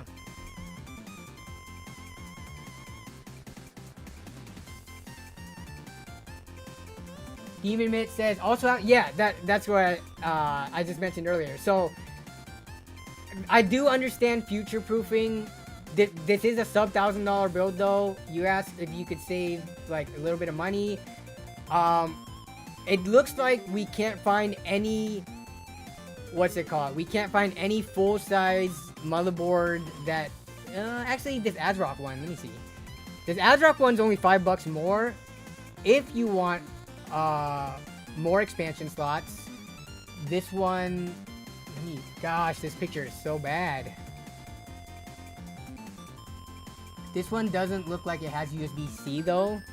Oh gosh, it doesn't even have USB-C in the rear. Oh, I think USB-C is kind of important, more important than Wi-Fi 6 anyways. But this one would fill out your build more. Why did they even make B550 at this point in time? When B550s came out, USB-C I feel like was standard enough, like that they should have just had them in the boards. Wow. Manos says, can I ask you something? Okay, here's the thing, guys. You guys should just ask the question instead of asking if you can ask a question and then me like saying something about it, right? Tons of people are asking questions. I can't respond to everything, but if you ask it, I try to get to all of the things. But yeah, doing this, I guess I just did the opposite of what I should have done. I should not have given this attention, but just ask your question. If I can't help, people in the chat can help. Also, if you go over to the main stream and not the vertical stream, there's more people who can help in the chat over there.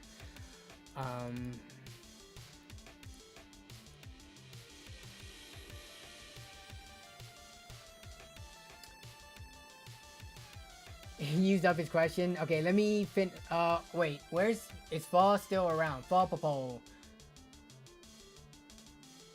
Where's Fall Popo?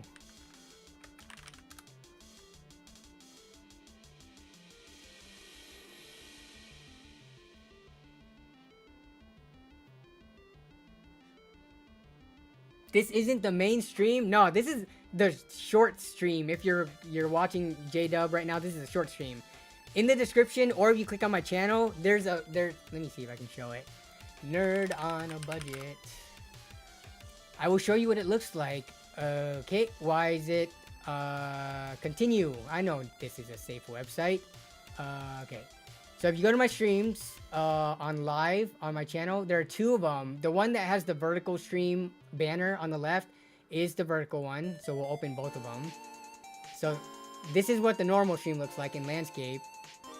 And then this is what it looks like in the vertical mode. So no, the other one gets more people watching and the chat's more lit over there. The short stream, the chat isn't as fast. So there's not as many people like talking and answering questions and stuff like that. But yeah.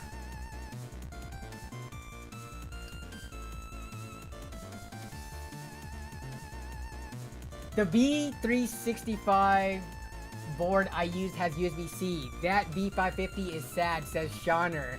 It is sad. Like, why?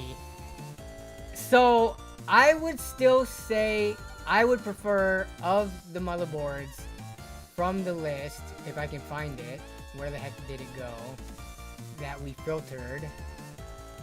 Where is it? Oh, yeah. I don't know.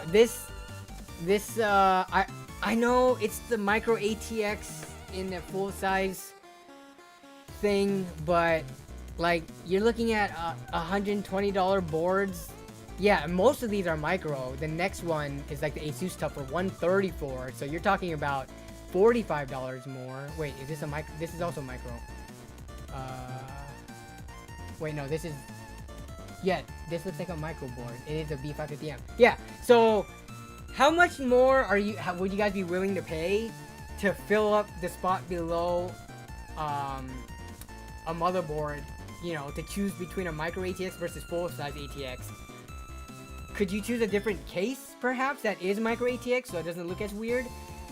This goes back to the thing I said recently in a video. I wish NZXT came out with an H400 case again. My god, I wish NZXT had a micro ATX case. Like, it's my favorite form factor, but I think NZXT has been doing really good in recent years once they switched over to the, you know, ventilated front panels and people gave them less crap for it. But to not have a micro ATX in their, like, resume, I don't know. They used to have it, but they took that away, like, 7 or so years ago, and they haven't brought it back since.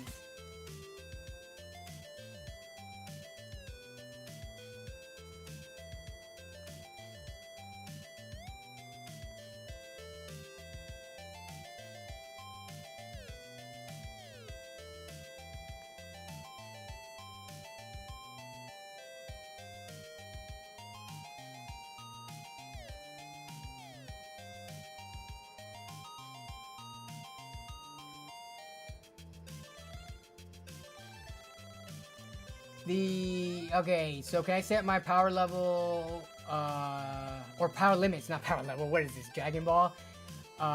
Can you set your power limits, PL1, PL2, for, you have a 12700F, you ran center bench with both power levels, for hours, max temps was 67 degrees C, which is plenty safe, so your cooling's fine.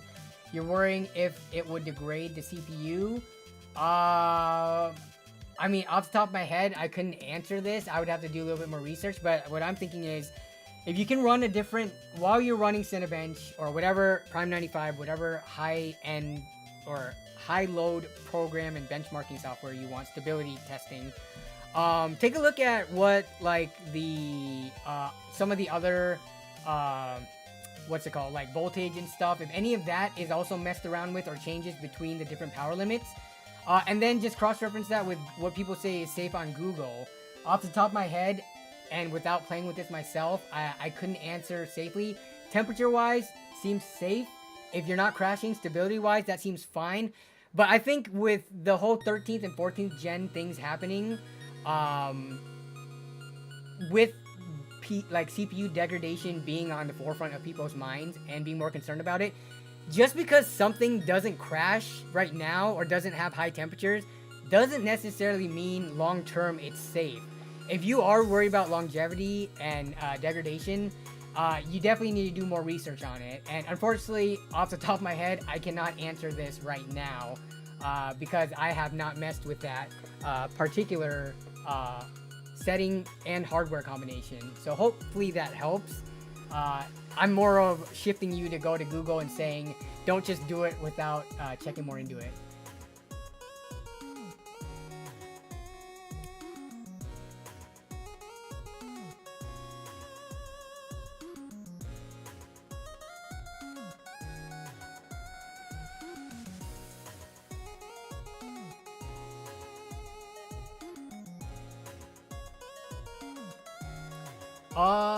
But, alright, I think that was it for full propose.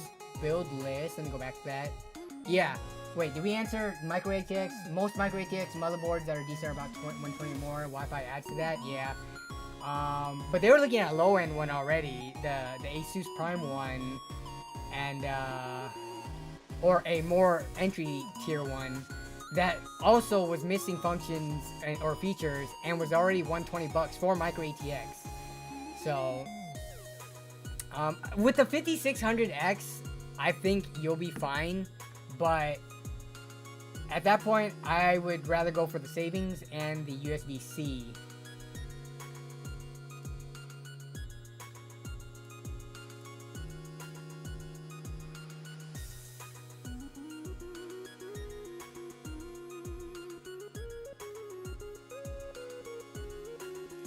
Just grab. Okay, so the thing about the Wi-Fi dongles, and I've used the Wi-Fi dongles.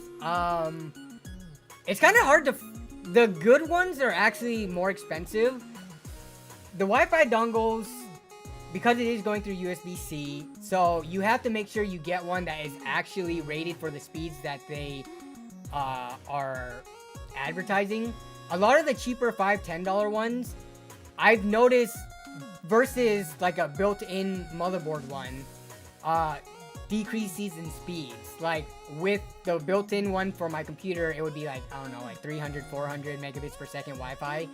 And using the Wi-Fi dongle, it'd be down to like 150 or 200, which I'm not going to complain about that. Wi-Fi speeds 150 to 200 for $5 isn't bad, but it just depends on how reliant you are on higher upload and download speeds, right? The Wi-Fi dongles, they're good alternatives for buying motherboards that don't have Wi-Fi built in and you don't want to put in like an expansion card, and you just, you know, use one of the many USB ports that you have. But yeah.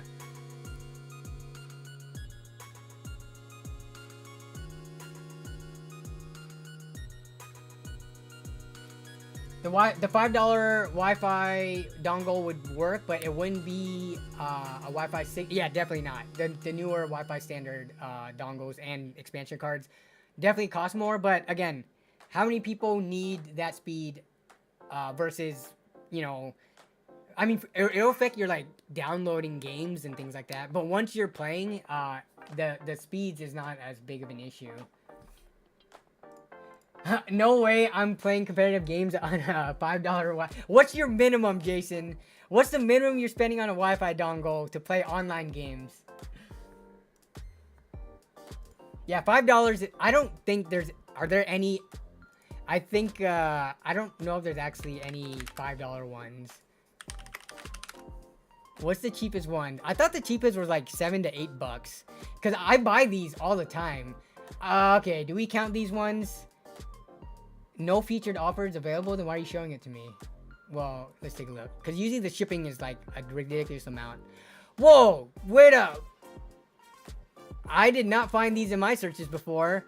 $179 with $1 delivery. You're talking about $279 for, what is this, like Wi-Fi? What were the old Wi-Fi standards? Like N and B or whatever. 100. So this is, so the thing is, this is rated up to 150. It looks like megabits per second, but you know they are never what they're rated for. So you're getting something lower than 150. Does it say what Wi-Fi standard it is? What was 150? Oh, it was okay, Wi-Fi N. Got it. So this is old.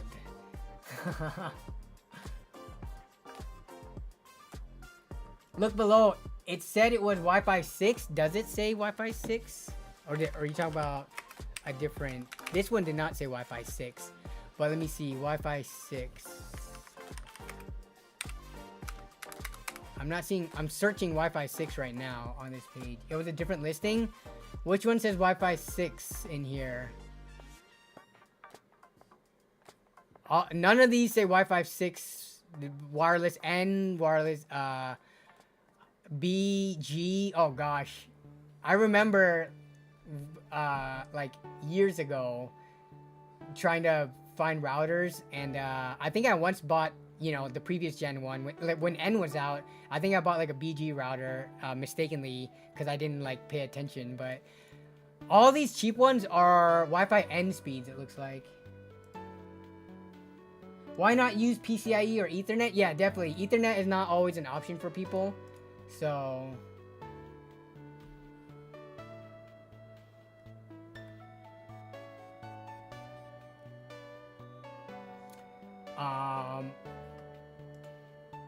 I think a decent amount of people that I've come across, they can't use Wi-Fi because, like, let's say they have their PC in their room and the router is in like the different part of the house because everyone shares it. Especially like I think younger teenagers and people still living at home. If their parents have like the Wi-Fi router closer to the TV or in their own home office or something, you could run a line, but a lot of people don't like running a line like up and down the doorways and the trim of the house and stuff. So Wi-Fi is just like an easier option. So I ran a line. I don't know how many feet it is. It's got to be over 100 feet from my office down here. And that was kind of a pain to do, but now I have really good speeds.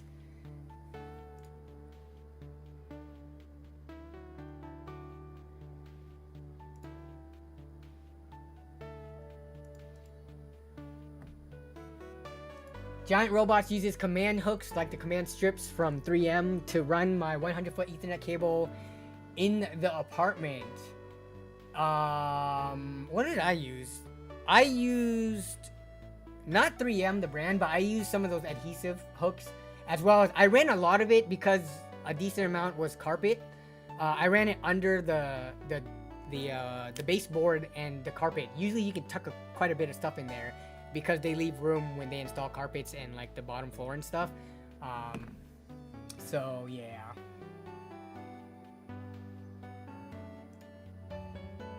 I just use thumbtacks. Holes in your walls, Jason. I am a person who I hate even the smallest pinholes and nails in the walls. Like I'm a 3D or not a command strip type of person. Yeah, like most of my stuff is put up with command strips or command hooks with larger backings. Yeah, I don't like, even though I'm probably like I'm living here forever now. It's not like I'm gonna move out and the landlord's gonna make me fill in the holes and paint over the holes I made. I think it's because I spent such a large portion of my adult life renting.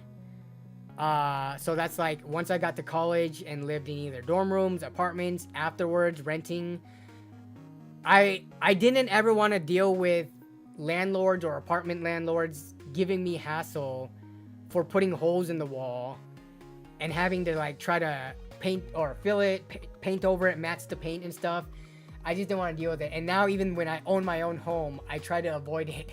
It's just like something that's, you know, engraved in my mind. I use crusty boogers. They hold forever, says N2 Tech. Okay, that's just disgusting.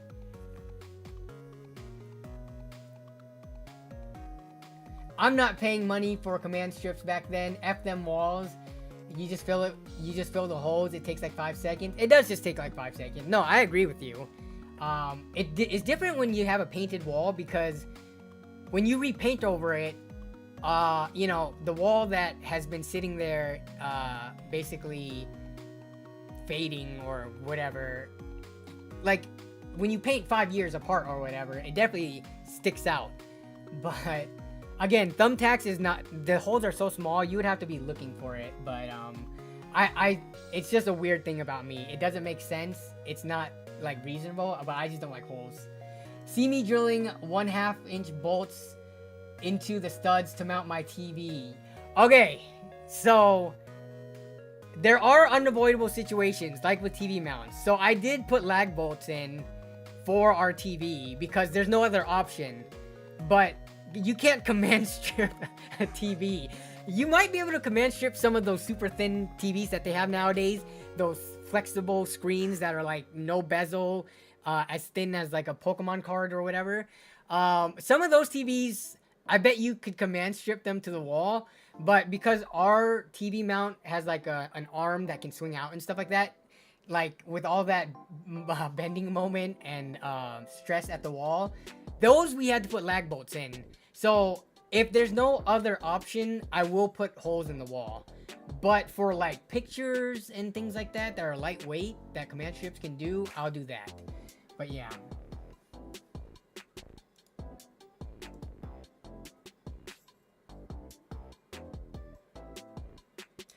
Elijah from LTT showing up to Nove's house.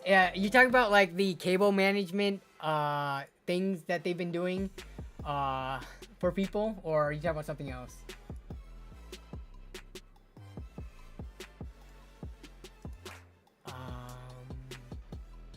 Oh, someone posted in the Discord server, which if you guys didn't know, the Discord server does have a stream submissions as well as a builds and setup showcase which we do look at on the stream. I think, yeah, we looked at these in the previous week. So I think we are caught up on these, but I like it when people submit it to the build and setup showcase, because these people can look at this and see them anytime. Like, you can scroll down, there's a bunch of people's builds and setups, so it's easier to access. When you put it into the stream submissions, as we get more like different submissions and stuff, it gets lost in the ether. But because I looked at this now, we can take a look. So Mo posted their setup. Oh gosh, I gotta zoom out. So we got Kleenex. Is this command strip to the wall? This Kleenex box. It is somehow being attached to the wall. Before and after, let me know. Okay. So we've got their PC. What tower is this? This looks like some kind of pre-built OEM office tower. I don't recognize this. It's an Acer Nitro N50. Okay, I was about to say, it doesn't look like a Dell with that protruding I/O in the front, even with the panel off. Wow. Did you take the front off because there's like no intake or like ventilation? It looks like there's this hole for like the CD drive, and then just like solid panel. Interesting. But all right, you said before and after. So afterwards, you got the... Okay, I wish you would have taken it at the same angle, because it does look different from like an isometric angle. But we got rid of the tissue on the wall. We kept the monitor arm and mic stand. The build upgraded. Nice. You've got a deep cool case. And it looks like... What is this? It looks like you did upgrade to... You upgraded graphics cards and your whole PC got updated. And you're on a dual monitor now. And you've got these cool, like, ambient light strips. What are they? The gummy ones on the back wall. Nice. I am a fan of this lower monitor, upper monitor setup. I run a triple monitor setup like this. I've shown it on the stream before, but yeah, I like and it looks like you are like in the corner next. Is this like the bed, like the backboard for your bed or whatever it's called? But so it looks like you might be confined in space, but I mean, you fit everything that you need there, so nice. Okay, wait, did someone else? Oh, let's look at this Wi-Fi dongle that they were saying. Wait, was that... What is this one?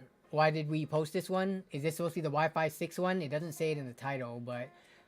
Shipped in 2 weeks, but... Is this like... This is like the equivalent of what buying someone on Temu. Oh, the one I bought... Gotcha, and the suggested. Okay. Let me go back to that, because I'm actually very curious to see. So if you click any of these random ones... So you're saying go down... What page was that? Are you on your phone? Yeah, this looks like mobile. Because I'm not getting the same suggestions. Here, I'm just going to put Wi-Fi 6 dongle. I want to see these sub $5 Wi-Fi 6 dongles. Low to high. Yeah, see, when I didn't even change, like, my listing preferences. Those options aren't even popping up for me. How do I get all to pop up? Because... I do want to see those ones, but they're giving me prime options, which these aren't even Wi-Fi 6, but they start at like $5.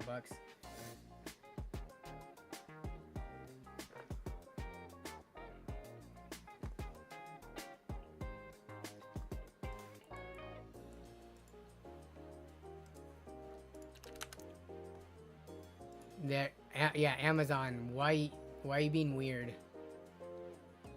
How about this one? Yeah, where's the suggestions to the other cheap Wi-Fi 6 dongles? Maybe... Okay, let me look at that. There it is! We found it! Thank you for putting the name in here. Okay. Let's take a look at this. So this is, let me look at the store. So this store, 51 ratings in the last 12 months. Usually with items like this, if you look at pretty much every other Wi-Fi, at least Prime ones, like, it's funny. Most people think Amazon reviews are useless. And I think that too. Amazon reviews, for the most part, I think is useless. Because so many people either get things for free if they leave a good review, or they buy it and just for the item showing up, they leave a good review. But what does that say when a company or a product actually gets low reviews on Amazon? Like, we already write off good reviews as meaningless, but to get bad reviews, I think that's saying something. But either way, so Storefront doesn't have that great reviews. This has one review, so one person has bought and reviewed it, I think. Let's take a look. Because it is free shipping. I'm gonna buy this, I think, just to see. I'm curious. What does this review say? Did they even leave a review? Or some people just review one? Oh, they didn't even review it. They just left a rating of 1 star and they didn't leave a written review. So we don't know what's wrong with it. But apparently it is, you know, an AX Wi-Fi adapter. I'm buying this thing. It's gonna take October 16th to 30th. Bruh. Am I about to just let some Chinese company get all my information? Is that what's going on? Like, they're gonna get... Does Amazon give phone number? Let me see. Like, what do they get when they get my order details? They get my address.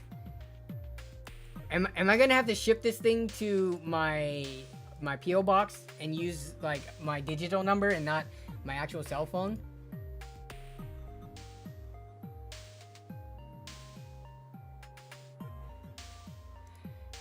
Get by the end of October, lol. I'm not against ordering from China either, because everything we buy, not everything, but a lot of the stuff we buy are from that side of the world already.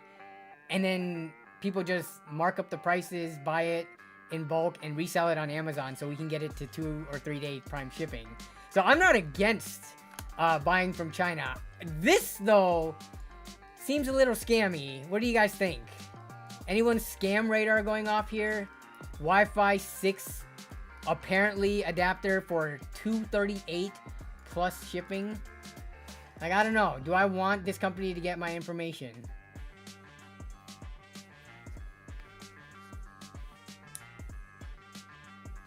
Legend School says, nah, I think it's totally legit.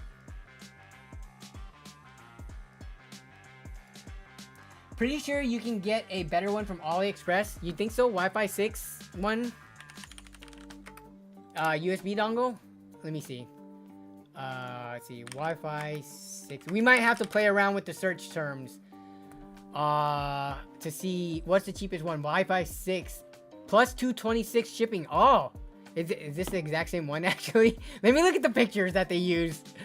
Alright. Oh my god. It is the exact same one. It is... So, yeah. This is like an AliExpress... I mean, it is sold from... The name seems... Wang Fei. This seems pretty Chinese to me. But... Looking at the image. Driver-free 286 megabit per second Wi-Fi 6. Driver free 286 megabit per second Wi-Fi 6. Let me check on my AliExpress account though. This might be an intro deal. Well, normally it's only 158. Okay, I'm gonna buy this from AliExpress because I agree with Jason. I am less sketched out about AliExpress, especially since I can use my PayPal account to pay for this, I believe. So yeah, I'm gonna do that. Keep my information anonymous and not deal with potentially, you know, my information being sold. Even if it remotely works, it's worth $3. Yeah, I mean, that'd be interesting. Oh, you're right, Jason. You're right. The Wi-Fi 6 actual one though. Let me see. 300. Wait up. Yeah. So 300. Why are they only rating it as such a low? Because Wi-Fi 6 standards is definitely higher from what we just saw. Interesting.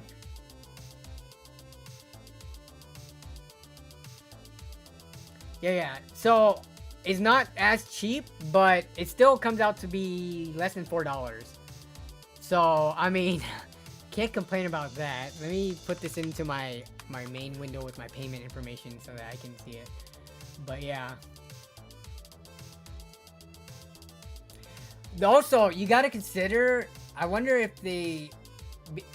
so they do have Wi-Fi cards that have like single or dual antennas. They actually, let's look at some of the crazy Wi-Fi antenna USB cards. What the heck did I just type in? Okay, so like probably with regards to the signal strength and the speeds, getting one with the antenna would be better. I'm trying to see what the craziest ones. Look at this one. This one has a cable, so it doesn't just stick out the back of your computer, and you can place this wherever you want on your table or on top of your PC. And it's got 4 antennas, but this one costs $40. No way. Like, I'm okay with slower speeds for like a sub $10 card. I don't know if I need like, and this is through USB 3 as well. Like, how fast can you realistically get through USB 3 speeds? So yeah, but this one is like the smallest dongle with regards to how much hardware they could actually fit in here to like receive the signal, right? So perfect antenna for paper football. Yes, also N2 Tech brings up a good point. Are these ones Bluetooth as well, or is it just Wi-Fi? Because you might as well, like, I actually use Bluetooth with my PC quite a bit. Do you guys out there? I use it mainly for my Xbox controller. It has Wi-Fi, and sometimes I have like mice that are also, they're both like dongle 2.4 as well as Bluetooth, and I just prefer the Bluetooth for the simplicity. You don't have to have a dongle, and then it's wireless. So yeah, it looks like these ones are not dual Bluetooth Wi-Fi though, just Wi-Fi, which again, I'm not complaining for $4. Let me rechat for a bit because I've been looking at this stuff for a while, and we are over 2 hours into stream, so we do have to wind down now. I will look at the stream submissions. I think some people posted more, but I do have to get going in the next 10 or so minutes.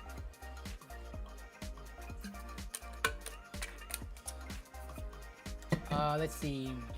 Desired spec. All right, I'm gonna clock out our stream, but do you happen to rate the set? Oh, rate the setup that you posted. Let me see. Wow, you posted a lot of pictures. So your setup, I see that from your Acer Nitro, you did reuse the motherboard. So in your build, I see that OEM motherboard back there now. Okay, yes, this angle shows it a lot better. For the setup, what do I rate it? If we're talking about like epic setups, like let me pull up an example. Epic PC setup, right? What would I give a 10? I don't know. It would probably have to be a lot to give me a 10, but let's just say if something like this was like, oh, this is a video. Oh, this is pretty nice. I'm not sure who this creator is, but like this setup, right? Very nice. I probably wouldn't ever give out 10s because you have to reserve 10s for that setup you've never seen that might be better than anything you've ever saw, right?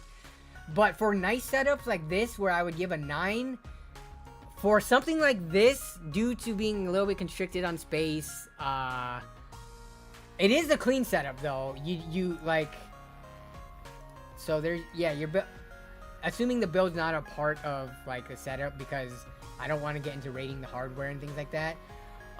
So here's the whole area. You're against the window. You've got these pretty cool looking ambient what's it called, RGB strips. Overall, I would give this, like, there's nothing crazy, and that's the before. There's not a ton of lighting, so I can see the cable management and stuff. But I mean, I'd give this like a solid 7. It's pretty. There's not a ton of stuff going on wrong with it. There's not like a lot of clutter. It looks relatively clean from the lighting I can see. But it's also pretty. It's a simpler setup. It doesn't have like a bunch of stuff going on. Like this person has more monitors in their setup. They do show more of it with the dual PC setup actually. Huh. So they must be streaming or dual PC setups. I don't see that too often for one person unless they're streaming. I don't know video editing if many people run dual, like complete separate system setups, but yeah. Yeah, I'd give this like a 7, maybe a 7.5, but it's more of a simple setup.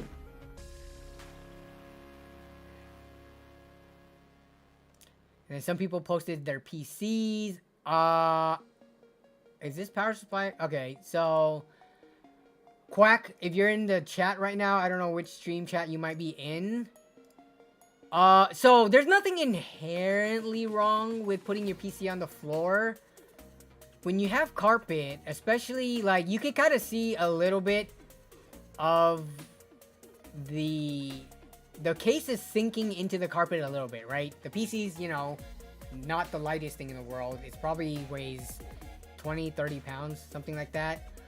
It does look like the power supply is in the basement, because I'm looking up here. It's not a top power supply mount. It's not a dual chamber case from what I can see. It looks like we're dealing with the power supply basement. I see, like, you know, the separation chamber here. That power supply is only being fed air through the bottom here. With how much the PC is sinking into the carpet and not much clearance to begin with, you might be limiting the air to your power supply, which long term could make it die faster. Let's see. Aside from that, pretty nice looking build. It is. What is this? This is Cyberpower, I believe. I always get Cyberpower and iPower confused. But yeah, this looks fine. I would put either a hard surface underneath it so that the PC doesn't sink into the carpet and choke off the airflow, or just like, yeah, putting it on like a hard piece of like wood or something is the equivalent to putting it on your desk, because there would be no sinking in, and your feet will be fully lifting it off. What part list are we talking about here? Legends. Are you Mighty Walrus, or do you have a different part list? See, you guys. Oh, Legends, cool. You are up here. Okay. What is this part list? Is this your own personal build, or is this something you want to build, or is this something you just build for fun? Like, it is up. Yes, this is your own personal build. That you already have and you already paid for and stuff like that, right? So you just wanna, are you looking for advice? What are we looking at? Current build, YouTube username, legend. I know GPU is expensive, but it looks so nice. Did you recently build this? Yeah, so you're running a 12400F 7800 XT system, which I think that pairing is fine. It looks like you put in custom prices for what you paid. So this is basically around $1,000 system with the 7800 XT, which is pretty much as good as you're gonna get in the like $1,000-ish system. But you're running the popular Thermalright Assassin, which is good. Pretty budget DS3H board from Gigabyte, which is fine. 32 gigs of 3200 CL16, which is also fine for $50. That's actually a pretty good price for 32 gigs of memory. Let's see, you got some SSDs in here. You got the Bit Phoenix. I think I mentioned this before, but $60. Bit Phoenix. I like their cases. I don't build in them often.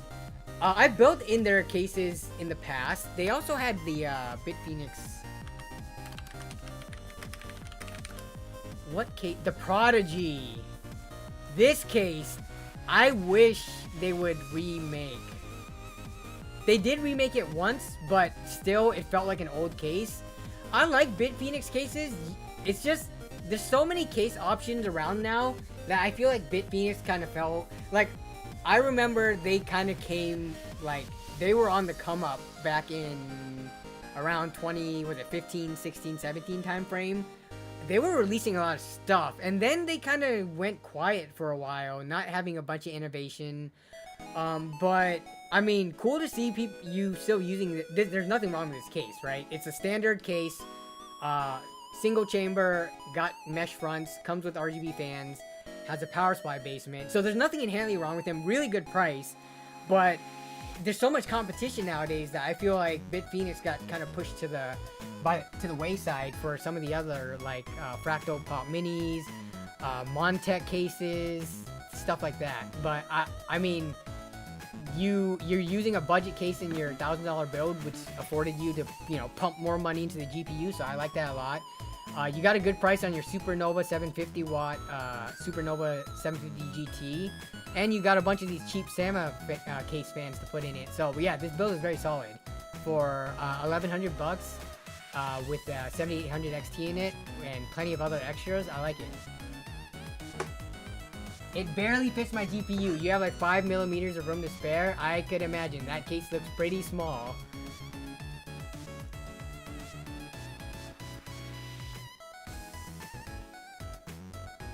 I got that PSU. Rip B stock. I know, right? Rip B stock indeed.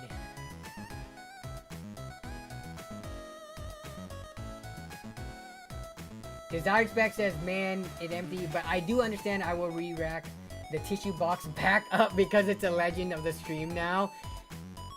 If you do remount the tissue box, can you get an actual, because it looks like you just mounted a paper or cardboard tissue box. Maybe get one where, of those plastic ones, where you could like refill it with the cardboard one. You know what I'm talking about? Like this one is like an individual thing that will deteriorate or like just, you know, fall apart over time because it's a single use thing.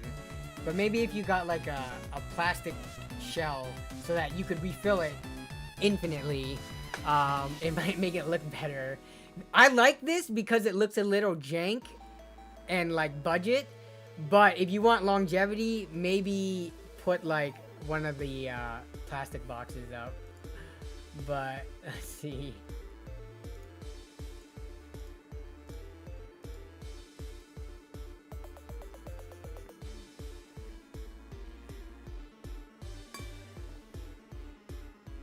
No tissue recommendations, whatever the Kirkland signature brand is. I don't use tissues that often. Usually I'm like lazy and I just go to like the bathroom and grab, because like toilet paper tissue is like pretty much the same like consistency. It's not like a paper towel or like paper napkins from like McDonald's or something, right? Toilet paper tissue is very similar consistency to Kleenex. But we just grab, my wife has allergies, so we go through so much tissue, Kleenex or nose blowing tissue, so we always get the Kirkland like 8-pack or whatever box, and we go through them so fast. But yeah,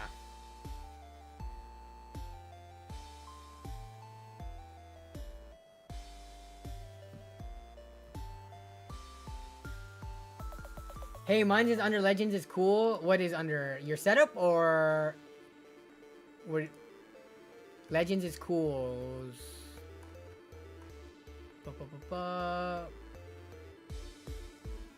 Which one are you talking about here? Mighty Walrus. Wait, where's Mighty Walrus in here? Yeah, if your names aren't the same. Okay, Mighty Walrus. Need help to get to a budget of $12.50. Okay, yeah, we can take a look at this. What is it? This one? Let me make sure I'm opening the right one. Okay, what is this? PC part picker. You need a $12.50 and you need to reduce the price. So you need to take out about $100 in here.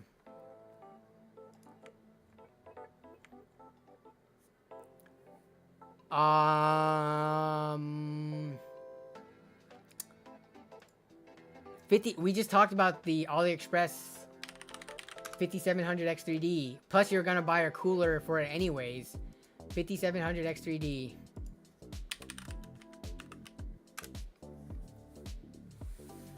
All right, what's the cheapest one we can find here? 135. So 135 plus tax is about oh god, that's even, let's see, 135, 10, so 140 something. You would not only saving a decent amount on the chip itself, but a little bit on tax as well. A few dollars. So that right there, because you don't, wait, do the 5700 X3Ds even come with the cooler in them? Let me see.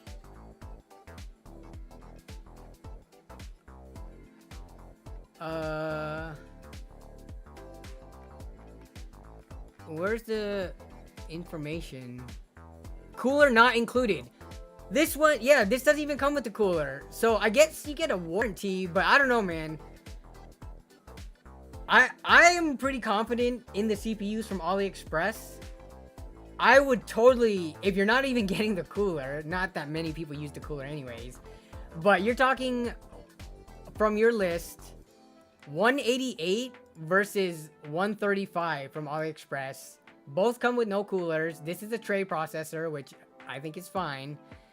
That's 50 bucks saved right there.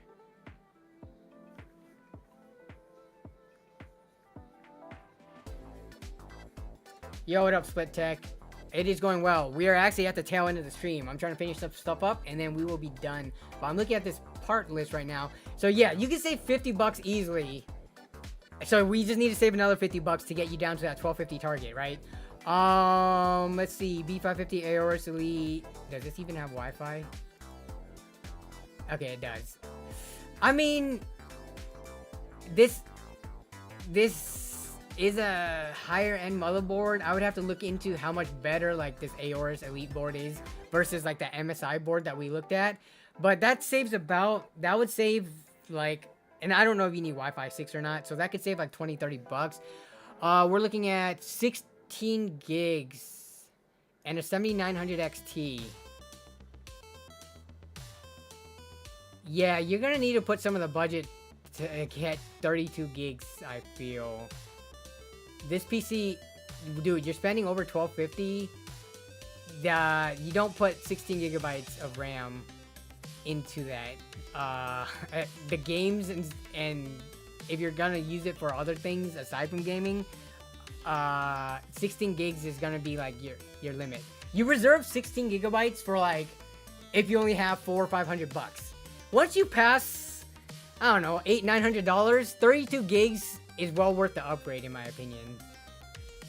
But that's fine. So we've saved 50 bucks on buying the 5700 X3D on AliExpress.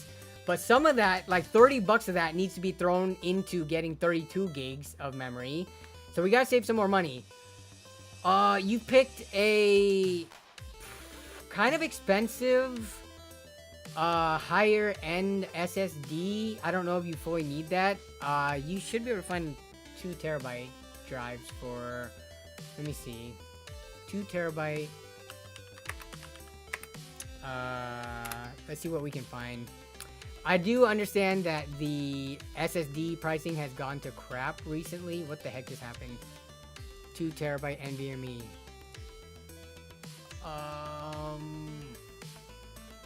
Capacity. So you want 2 terabytes. Yeah, I guess how much yours was like 150. Yeah, yours is 150. You could save like 30 bucks. And if you want Gen 4, there are some that are like in the $100 price range. They are going to be the more entry-level ones, but like the MP33, MP33 Pro is also under 100. The MP600 2 terabyte. It's, I mean, are you trying to save money or are you trying to get the, you know, the top tier, not top tier, but like more features in your SSD, like either DRAM or like a larger SLC cache and things like that. But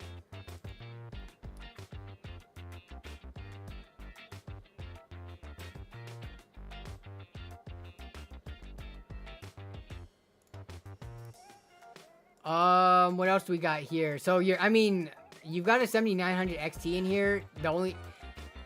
I'm not gonna advise to buy a used expensive graphics card when it's not gonna be that much cheaper in the used market, I think. So you could save like $50 buying it used, but some people aren't comfortable with, you know, buying a used part and investing that much money in it. Like, to them, it's worth spending an extra $50 to buy brand new to get warranty and all that stuff, to be a first-time owner.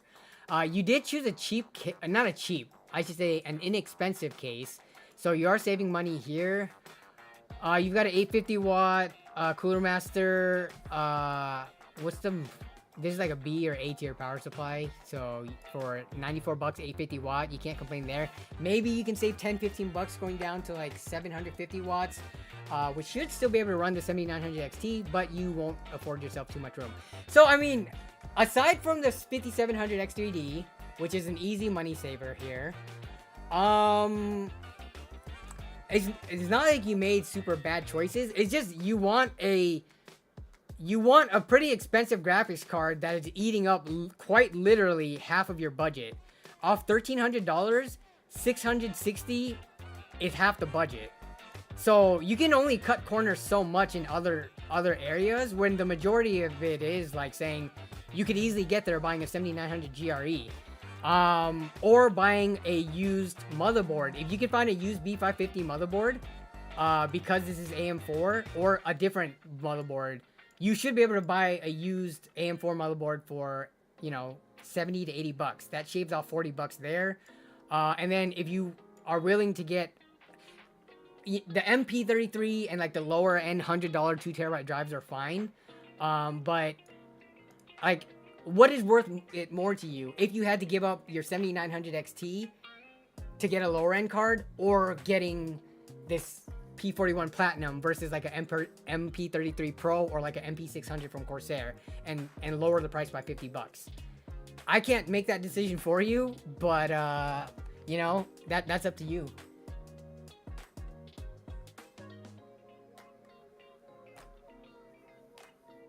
Deal Hunter Showcase when? Oh my god, that is a throwback. Deal Hunter Showcase, that was a short-lived series. What we had, like, we can look it up. Deal Hunter Showcase. Let's see if there's any other thing that pops up on YouTube search. Here we go. So this, 6 years ago. How far did we even get in this series?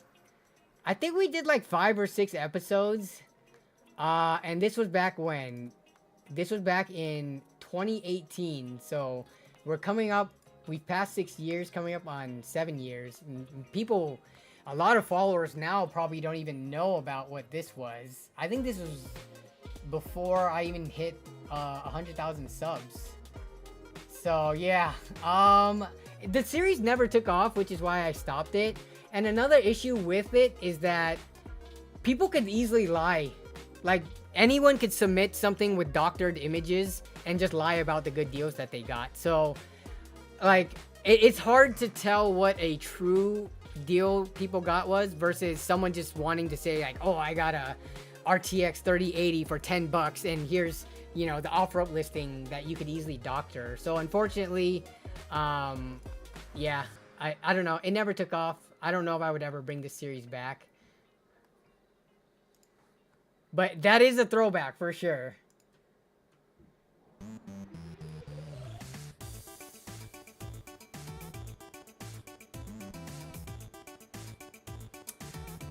So I do have to stop the deal, the PC part picker list. Here's the thing though, guys. The Discord server is up, so if you want advice from other people, you can ask in the PC advice channel or whatever. But also, we do this every single week. Like, there's always portions of the stream where I'm done talking about whatever main topic I want to talk about, and we look at people's setup, or we look at their PC part picker lists.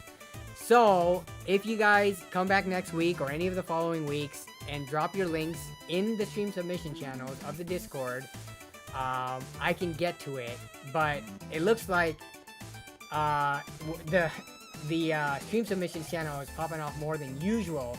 But if you guys get in, what I try to do is prioritize, and again, like earlier, I try to prioritize the order at which people post things. So if you get on the day of when stream starts, I will look at. So, 5 p.m. Wednesday next week, I will look at posts that are submitted from that point and on. So don't try to submit it like right now or like a day early and stuff, because I want to prioritize people who are at the stream watching. I don't want to get like a parts list of someone. I think Homicides eventually came back, but they were like away making food when I was gonna look at their list. So yeah, if you guys want advice on PC Perfect list, definitely check out the streams, or you can submit it to like tech support, tech talk, or parts and build advice. There's always people in here. Look, if you post something, they can help you out. Sometimes I'm in there, I help people out as well. But yeah, I have to stop basically right now and end stream. So, hey, can you please look at my list? I'm not Mighty Walrus. I can repost if you want. We're unfortunately out of time, M. And yeah, sorry about that. I do see that your name on Discord is the same as the chat. It's just there was so many submissions and so many people, and some people didn't have the same name, but it looks like everyone I looked at, eventually the name was the same. But yeah, what helps is if you post when stream starts 5 p.m.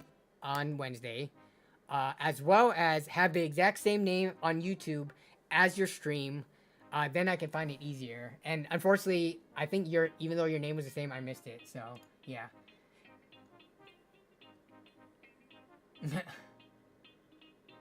Yeah.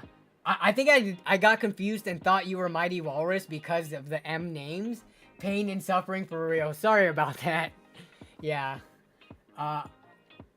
But if you're here next week, we can look at it as well. I'm always down to look through people's setups, builds, and their parts list. So, what do we got here? N2 Tech. Did we ever solve the foot problem? Haven't heard anything for a while. I addressed it earlier on the stream. But, foot is probably at like 50% strength, but I can walk on it. And I'm doing some like ultrasound wave technology treatment on it every single night. I talked about it last stream as well, but I mean, there's nothing else the doctors can do. This is like the final attempt at healing my foot faster.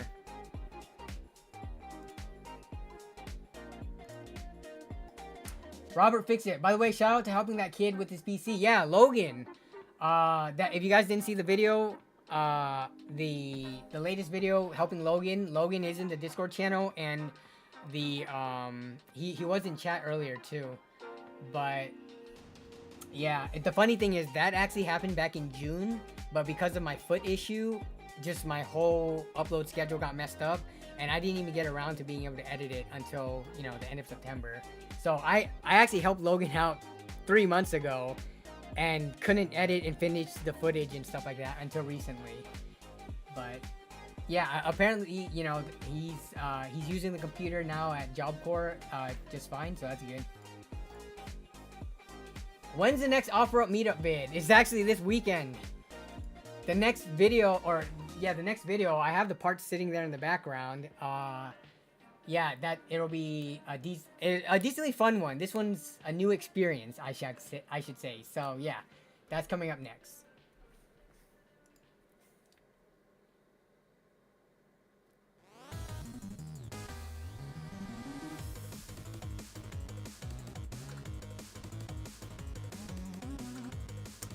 Alright, that's gonna be it for me, y'all. Thank you for another successful and fun stream. Y'all keeping chat like on fire makes it really easy for me to do my job here, to always be talking about something or being able to look something up. Unfortunately, the downside of that is there's so much, like, people want me to look at their different setups, their build lists. Like, we go all over the place. So I am only one person that can only get to X amount of things. But we do this every single week, so if I didn't get you this week, hopefully you can get in early next week. Again, if you join the Discord server, I'm not even trying to like get you guys to join the Discord server to like grow this thing into anything crazy. It just makes it really easy to organize when people submit things to look at. And it was my bad today for missing people who were indeed in chat and submitted earlier. So I'll try to be better about that. But I hope you guys have a great rest of your evening or day, wherever you are in the world. Have a great rest of the week and have a great weekend coming up. And yeah, I will see you either in the Discord server or in the comments in the latest YouTube shorts or long form video that I release. But y'all have a good one. Take it easy, and I will see you all next time. Bye bye.